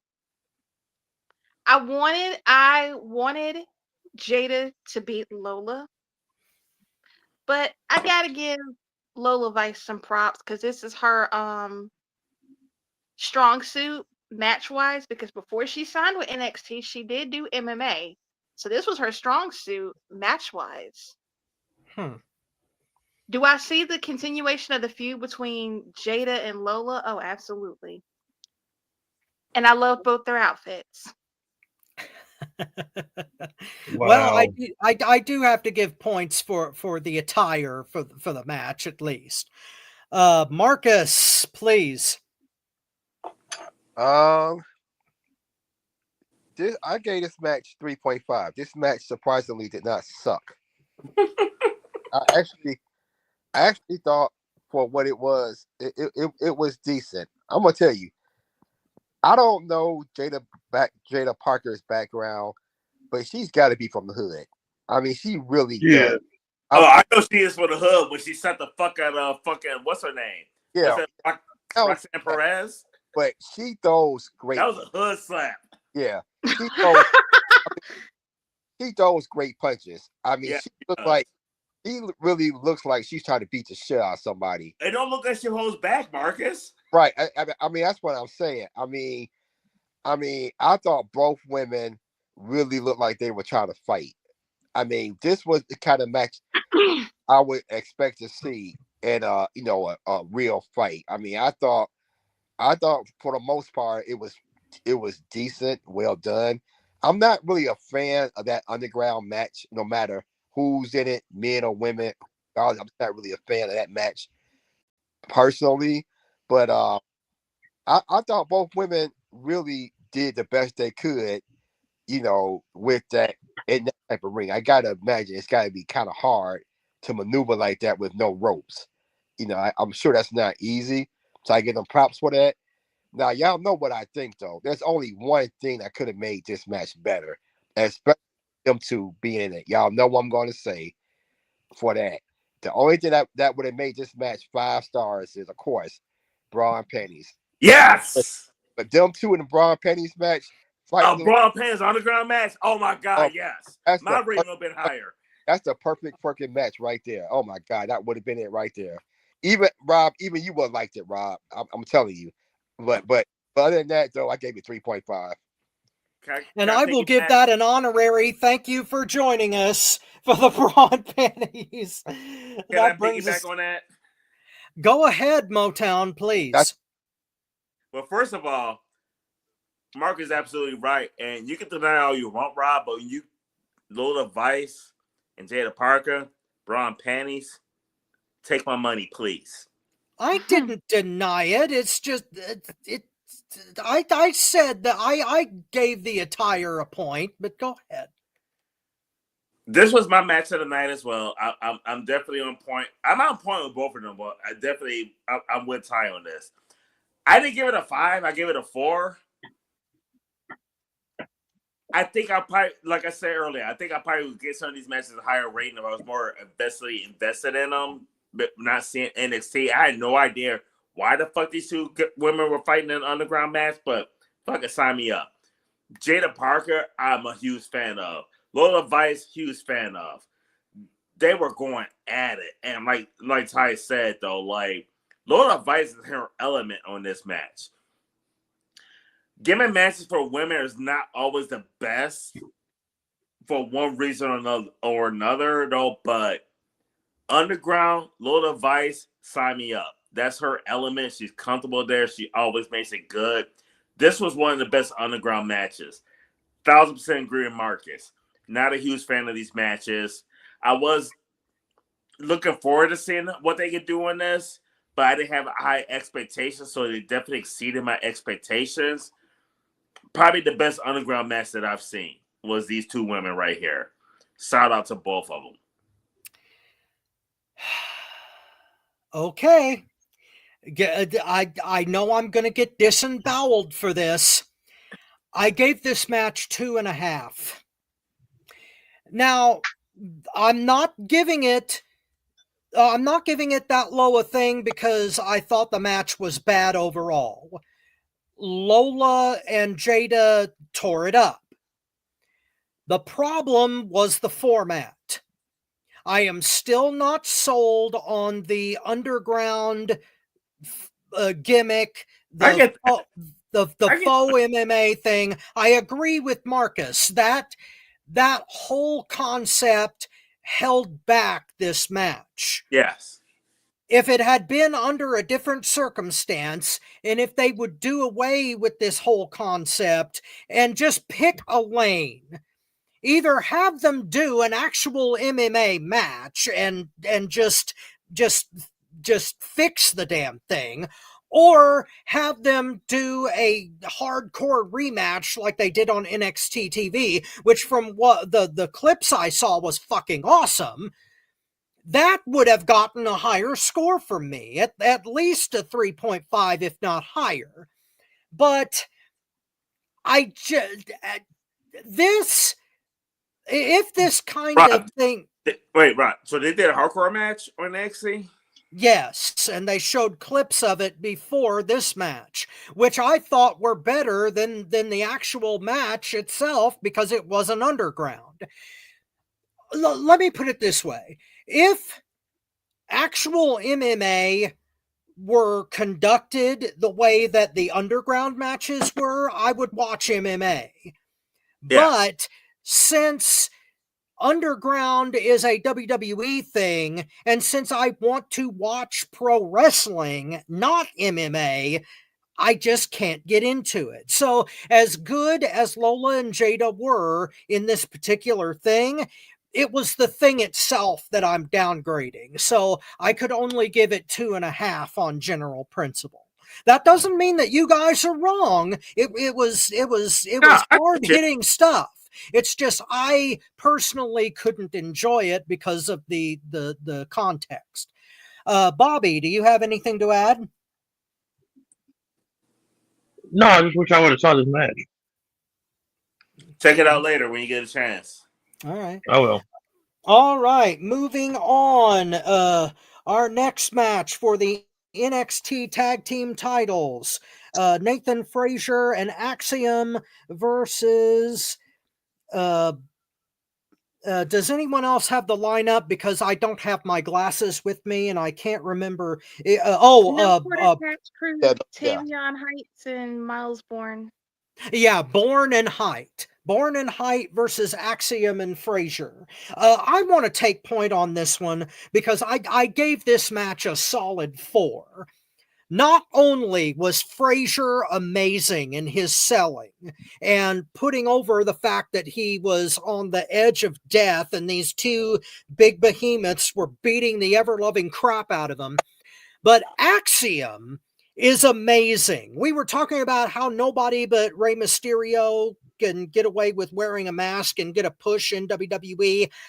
I think that if they put Axiom in the main roster, that he would hopefully break that particular glass ceiling because he is awesome as hell. He won't. Of course he won't, because they would screw him up if he left NXT, which is a big another big problem with WWE because NXT does it right. Based on this show alone, NXT should be the goddamn format for the entire company, but it isn't, and that's a travesty. But this match itself, Height and Braun, is that no, not Braun, but what is his name again? Frazier? No, not Frazier, but yes. both of those guys are not only huge, but they move like cats. And I was surprised they didn't get the belts. But the way that Frazier and Axiom kept them it makes them like the ultimate oddball tag team, kind of like Barry Windham and Ronnie Garvin back in the day when they were the inaugural U.S. tag team champions in Crockett. I've always had a soft spot for oddball tag teams, and because of like every element in this match working, I had to give it a 4. I couldn't help it. Motown. I didn't give it that high of a score, and it's kind of crazy because I'm bigger on WWE than you are, Rob, but you're definitely scoring this shit higher than me. Well, wonders never cease. I gave this match. I gave it a 3 though. Like it wasn't like I didn't enjoy the match. I did enjoy the match and everything. I had Axiom and Frazier won the match, but it's just like it was a good match. But I just felt like something was missing, and part of it could be missing was the fact that like I didn't understand why these guys were fighting. Well, that could be true. That could be very. But it was a decent match and everything. I fucking love Axiom. I don't see Axiom being a standout in the mask. I don't see him being like he's mid card at best. Mid card at best. And when I say mid card at best, that's how WWE is structured. Yeah. But he's a phenomenal talent, though. He is. Yeah, I agree. I would love for this tag to come up. I love him to go to SmackDown. I would love to see like Nathan and Axiom taking on like the fucking DIY for the tag team titles. Or the Street Profits. Tag team titles. I love to see. Man, can you imagine them get some machine guns? Oh my God.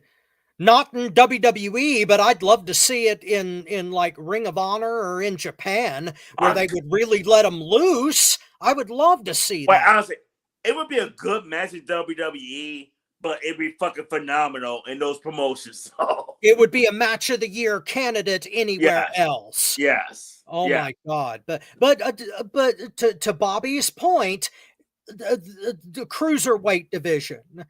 And that's one of the reasons why Axiom. Yeah. Ty, what did you think? I give this match a 3. I'm happy. Tavion and Miles did not win the belts, but I really want to see maybe Gallus and Lucian Price and Damian Priest's Hood doppelganger in the match too. Bronco Nima.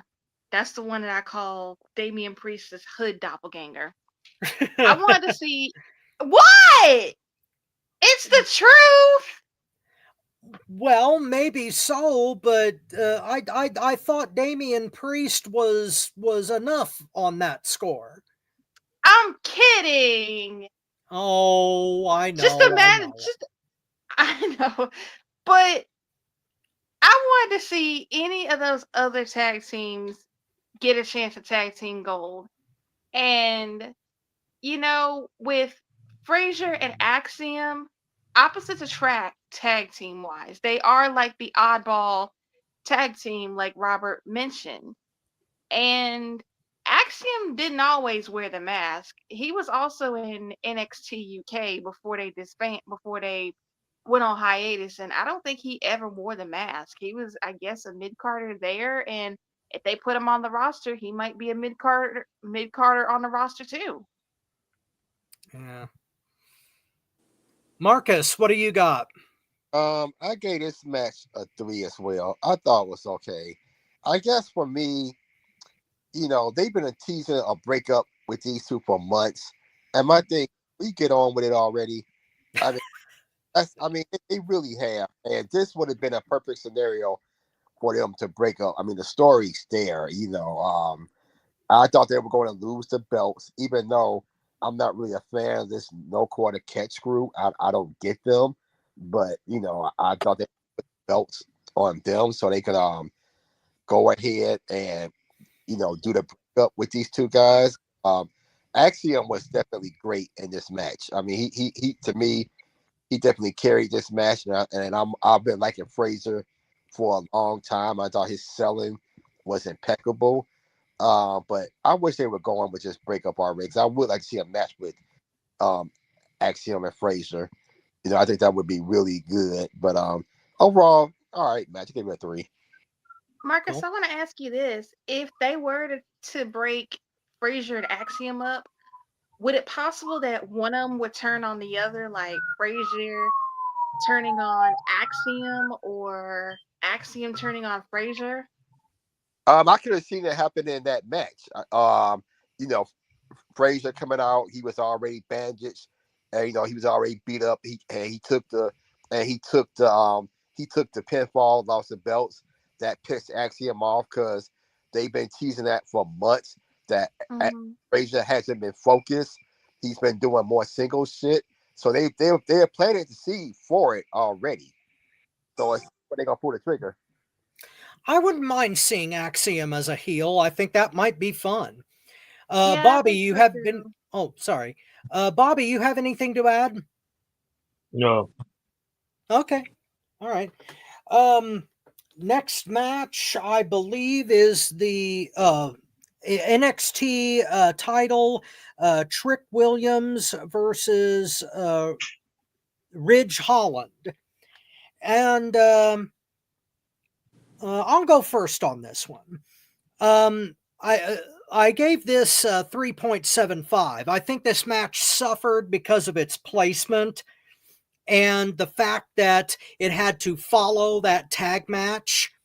But it was still a damn good match, especially with Trick Williams retaining. He is a bona fide superstar, if ever there was one to come out of NXT.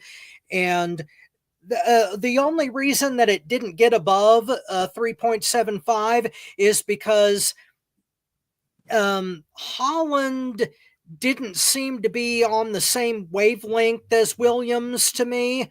They seemed to be wanting to go in different directions in the match, and they were playing more to Holland's strength than Trick's, but they told a compelling story in the match. It was still damn good in spite of its placement, which why you would put your main title match in the death spot on a card, I have no idea.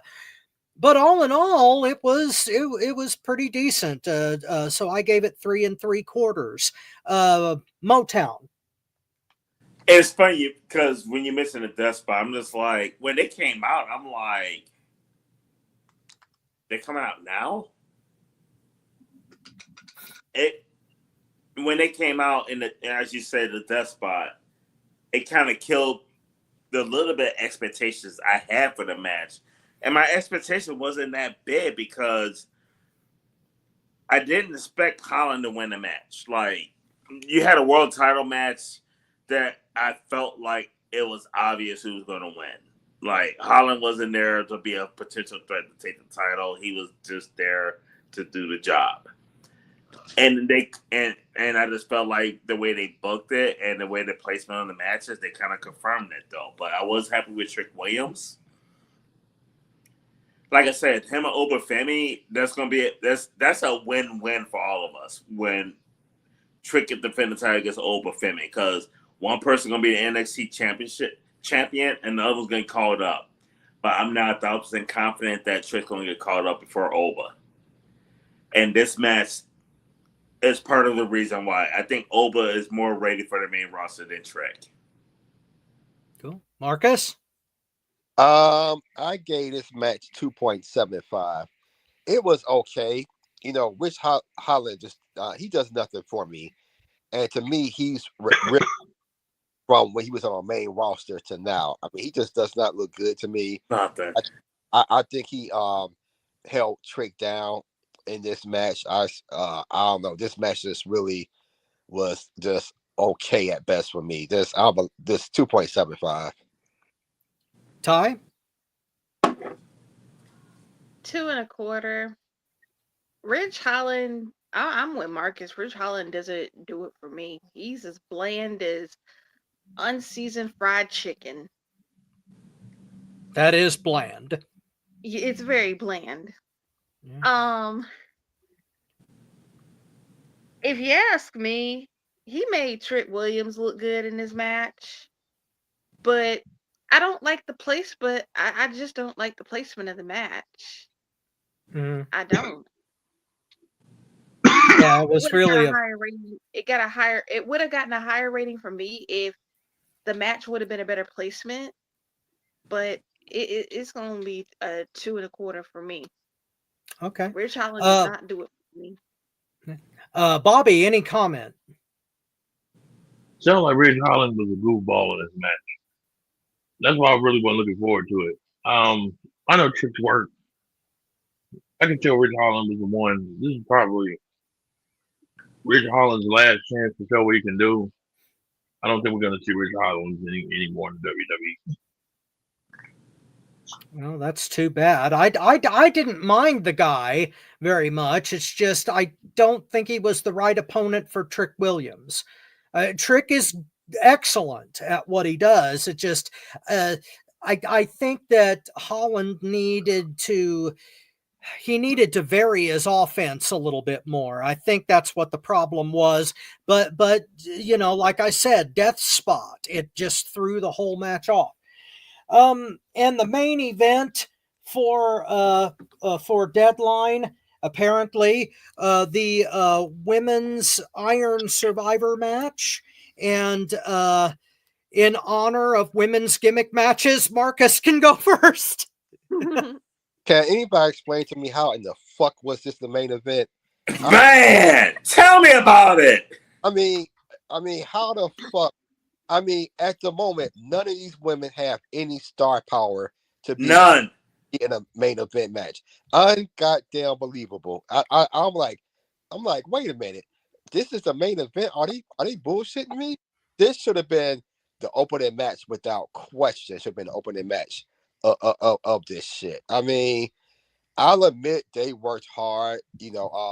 Soul Lusa, I think, is good.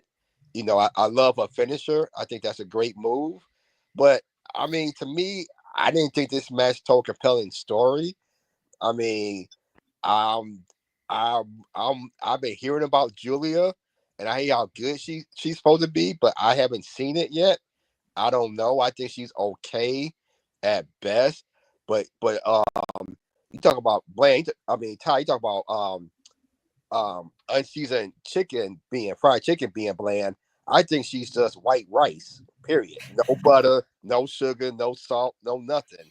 To me, I think she's that kind of bland at the moment. I gave this match a 2. It just didn't do.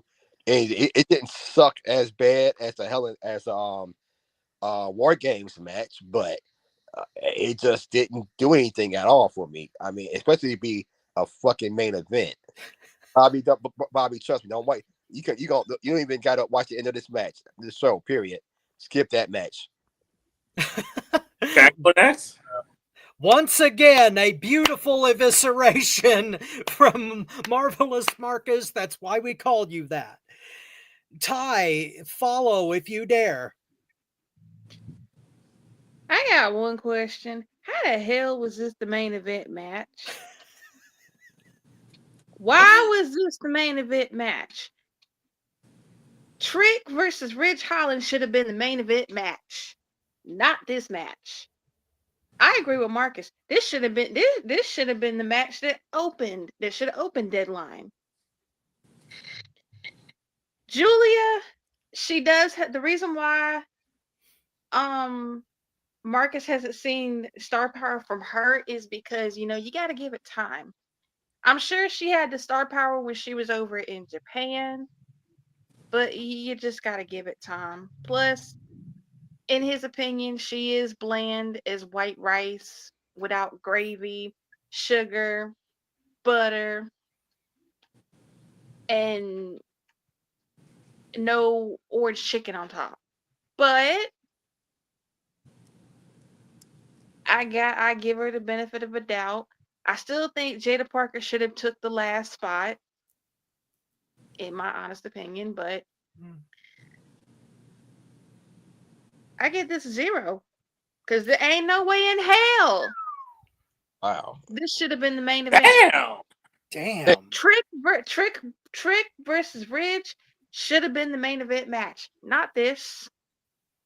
Not this. Wow. I was much kinder to this match. I gave it 3.5. It was on the lower end of the card, I will admit, because for whatever reason, nobody really gelled and nothing could really get started, except for Julia and Stephanie Valkyrie. Stephanie Valkyrie. Yeah, Stephanie Valkyrie. They have history together, and it showed. Really, the MVP of the match was Olba. Is that how you pronounce that? I don't have my glasses, so it's hard for me to read. It's how you pronounce the name. So Luca. Yes, her. Yeah. Yeah, she was fantastic. The inside out the inside out cutter that she did, that was one of the most amazing spots that I've ever seen. And it bumped up the match at least a star for me. I mean, she was like the MVP, the outstanding part of this match. And also the concept worked once again. The Iron Survivor is just a great concept of a match. I really enjoyed it. But you guys are right in that this should not have closed out the match. It should have either been the opener, or it should have been in somewhere in the middle, like before or after the tag match. There is no way this should have been the closing match of the show. But I enjoyed it. It was good enough for what it was. It had the typical scramble problems and all that, but 3.5 for me on that one. Motown? I was with Ty on this. I gave it a 2. Two things that probably could have got a better rating. A, if I could see NXT and somewhat let up to all these women fighting. But B, if it wasn't a main event. Mm-hmm. And I'm not saying Rich Holland deserved a main event, to be honest with you, because it's like that was a world title match that we all knew good and goddamn well Rich Holland wasn't winning. Mm. So if you don't have a world title as your main event, I get it. But if you're gonna not go in the direction and your world title is not the main event, you should flip flop these challenges. The men should have main evented. Yes. And the women should off. Absolutely. I just think the placement hurt them. Yeah, that's spot on. I totally agree with that. Because the men's match was phenomenal. It was. Yeah. It wasn't my match of the night because I enjoyed the hell out of Lola and Jada, but it was my second match of the night. It was definitely my. And when you look at the card, it just makes more sense in my opinion. They should all do all that purpose circumstance in the pay-per-view with Uber Femin versus doing it with Julia. Yeah, I think the only reason it closed out the show is because last year when they did the Iron Survivor, the women were first and the men were last, and so they wanted to switch it around and showcase the ladies. And as much as I don't mind that, I think it backfired this time. This one it backfired on because it's like the women didn't bring it like they should have been in the main event. They tried. They really tried. Not saying they didn't, no, but it's like, but they kind of fell compared to like the main event. I mean, not the main event, but the world title and the men's match. Compared to that, they did come up short. I have to agree with that. Bobby, any comment before we hit Saturday night main event? I just gotta check out the show and see what's going on because it sounds entertaining, but the underground match I gotta see. Okay, well, there's parts of it I'm sure you're gonna love. Okay, now, since we're running a little bit short on time here, we'll go a lightning round for predictions for Saturday night main event. I have only seen 3 matches announced for next weekend, so I guess... Later, probably. If Well, at all. since I think the show is only like an hour and a half, I think, something like that, and it's going to air in prime time too. So let's start with predictions for. I can't grab my glasses. Okay, world title match: Walter / Gunther versus. Who is it? Finn Balor. Yeah, sorry, I don't have my glasses, but Gunther versus Finn Balor. Ty. I think Gunther's going to retain, and I think Damian Priest is going to cost Balor the match as a way of getting back, basically like a revenge against Balor for what he did to Priest. When Balor cost Priest the match, I At think Survivor Series, yeah. Yeah, I think Damian's gonna do the same thing with Balor, but as a way of getting revenge. Yeah, So I Gunther with the win. Yeah, I totally agree. Walter Okay. / Gunther, and it's paint by the numbers booking. Yeah. Can I piggyback on her and go next? Yeah, go ahead. Well, I just went, so yeah, you can go too. Gunther, same reason. And the reason I wanted to piggyback on that is because I think we're gonna set up a triple threat at Royal Rumble, and I think it's gonna be a triple threat. It's gonna be Gunther versus Finn Balor versus Damian Priest at Royal Rumble. Okay, Marcus. Ditto. Okay, Bobby. Same. Cool. We're a unanimous panel, always like that. Second match. Does anyone else have the lineup? Because I don't have my glasses and I can barely read what I wrote here. But I know I don't have the lineup in front of me. I can pull it up though. But I know one match we got, so we can vote on this next, is Kevin Owens challenging Cody Rhodes. Yep. And since you found it, you can go first. I'm gonna be a dark horse on this. I'm picking KO. Okay. And I'm picking KO because I just feel like Cody's reign's been blah at best. It's not had the same feel as Roman Reigns as champion. People criticize his work schedule all you want, but when Roman had the title, it just felt like a bigger deal. I just felt Cody's coming up short. They need to do something to like kind of spice things up, and I think Kevin Owens take the title would be that thing. So I got Kevin Owens on this one. Believe it or not, Tony, so do I. I'm picking Kevin Owens to win this. It's national television. They want to make a big splash.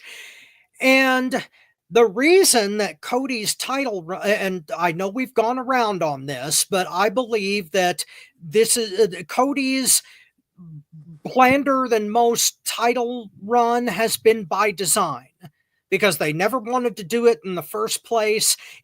I am shocked and amazed that he's been the champion this long. And I think they've just been looking for some credible way that they could take the title off of him without directly having Roman just come back and railroad him in order to keep his merch sales up. So not only does Cody lose here, but it's going to be a transition from Owens back to Reigns, and by the end of Cody's contract, he's going to be Stardust again. So yeah, Owens wins this. Marcus. I'm going with Cody. TKO loves Cody right now. That's a guy. And just being on national TV, they're going to showcase him.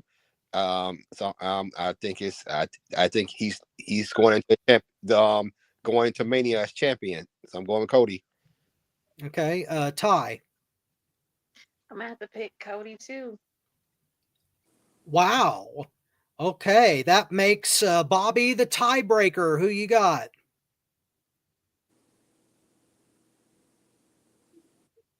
This is a hard one. Cody. Okay. All right. Motown wants There's 2 more matches. 2 more matches. Okay. Yes, there's 4 matches that I pulled up here. The next match, I'm gonna go with this bitch because fuck this bitch. Fuck you. Fuck you. Fuck you. In the tournament finals for the inaugural WWE United States Championship, we're gonna have it's Titty time. I mean Tiffy. Tiffany Stratton. Thank you for joining us on FTW Future Focus. Oh, good Lord. We got Tiffany Stratton and all them titties versus Thank you for joining. versus Mia Yim. Or as I call her, I like to call her Mia Yum Yum. Thank you for joining us on FTW. But the WWE call her Meat Skin. Versus Bailey. Who you guys got winning this triple threat for the inaugural title? Okay, I'm gonna take this one. I'm gonna give it to Bailey. Bailey. Oh, No. The reason I'm picking her is because number one, she has the seniority. Number two, Stratton is trying to cash in on the world titles, one of them. So she doesn't fit the mold. And Mia Yim, they can't really decide what they want to do with her. So I think Bailey is going to pull it out, and she's going to be the first U.S. champion. I'm going to go next. Okay. My pick on this, and I know a lot of y'all think I'm going to go with Titty Time, but I'm actually picking Mia Yim. And here's the reason I'm picking Mia Yim. Bailey don't need this shit. Bailey is a main eventer. You got a mid-card title for those women that you know is not going to win the world title. It's a mid-card title for the mid-carders. Mia is firmly in that mid-card spot, not coming out of it. Give the mid-carder her due. Bailey don't need this first reign. Tiffany going to take a title off of somebody. Mia Yim is winning that title. You just realized that you called a woman that you can't stand a main eventer. She is. I can't stand her. Hulk Hogan's a main eventer. Can't deny it. Can't stand her. Can't deny it. Okay. just reminding you. No. When it comes to Bailey, I can't stand the bitch. I'm not saying she deserved to be there, but she's there. Like, she's definitely a legit main eventer. She's above this title. It disgusts me because there's a lot of bitches that are mid-card position that's more talented than that bitch. Now, but, are you going to admit the same thing about Becky? No. Okay, I didn't think so. No, because fuck Becky. That bitch is famous because she got blasted in those by Nia Jax. At least Bailey brought a little bit to the table to earn that shit. And most importantly, look at Becky's ass and then look at Bailey's ass.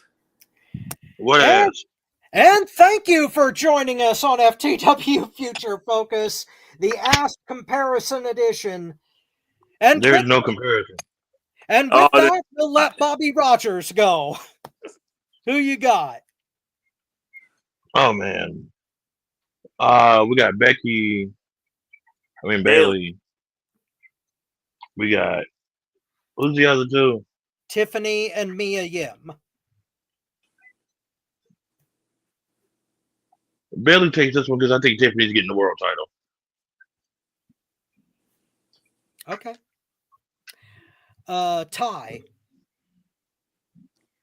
I'm going with Mi Chin. Thank you. She needs this. She I swear to She God, needs this. It is I her wanted to get it. time. I wanted to get I it. I said do. what I said.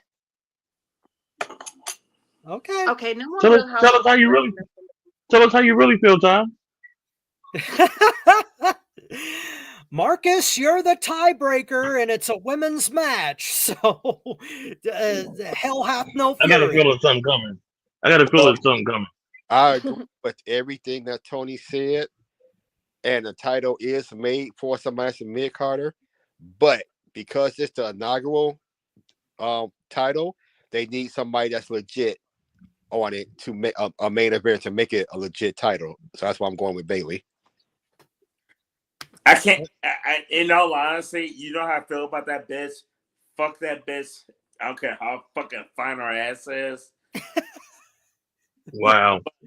Oh I dear feel you. God. I get you on that though, so I can't even be mad. I want Me Chin to win, but I just Mitch, don't see him to do it.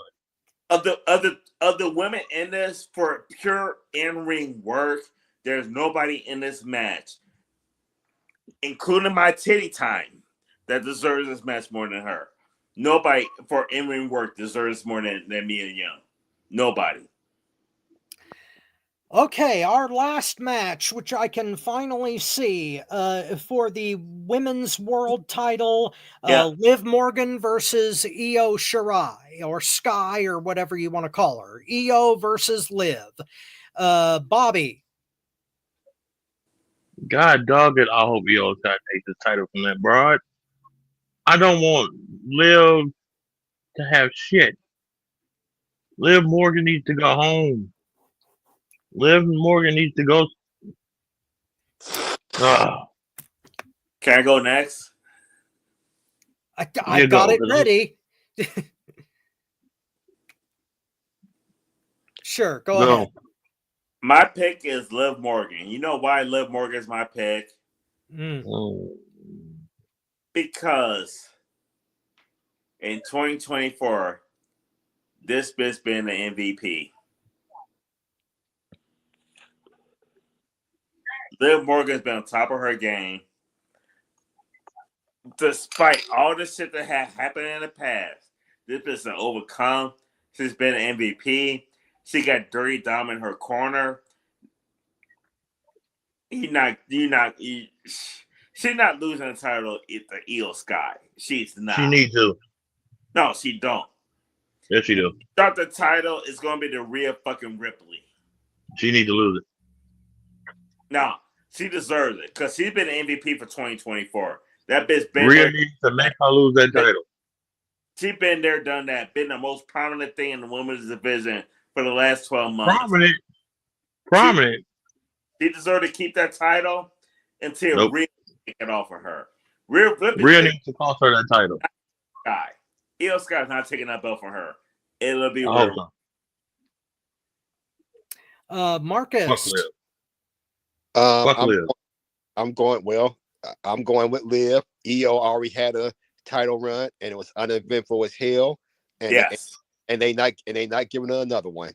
So I'm going with Liv. Fuck Liv. Fuck her. Morgan. Liv's run's been better than Io's run. Liv ain't even ready. All right. As much as I want Io to win this title, I think Liv is going to retain with the help of either Dirty Dom or Raquel Rodriguez. Tiny or as tits. Tony likes to call her, Tiny Boobs. Oh, dear God. And thank you for joining us on FTW Future Focus. I'll call her MBB, mosquito bite boobs.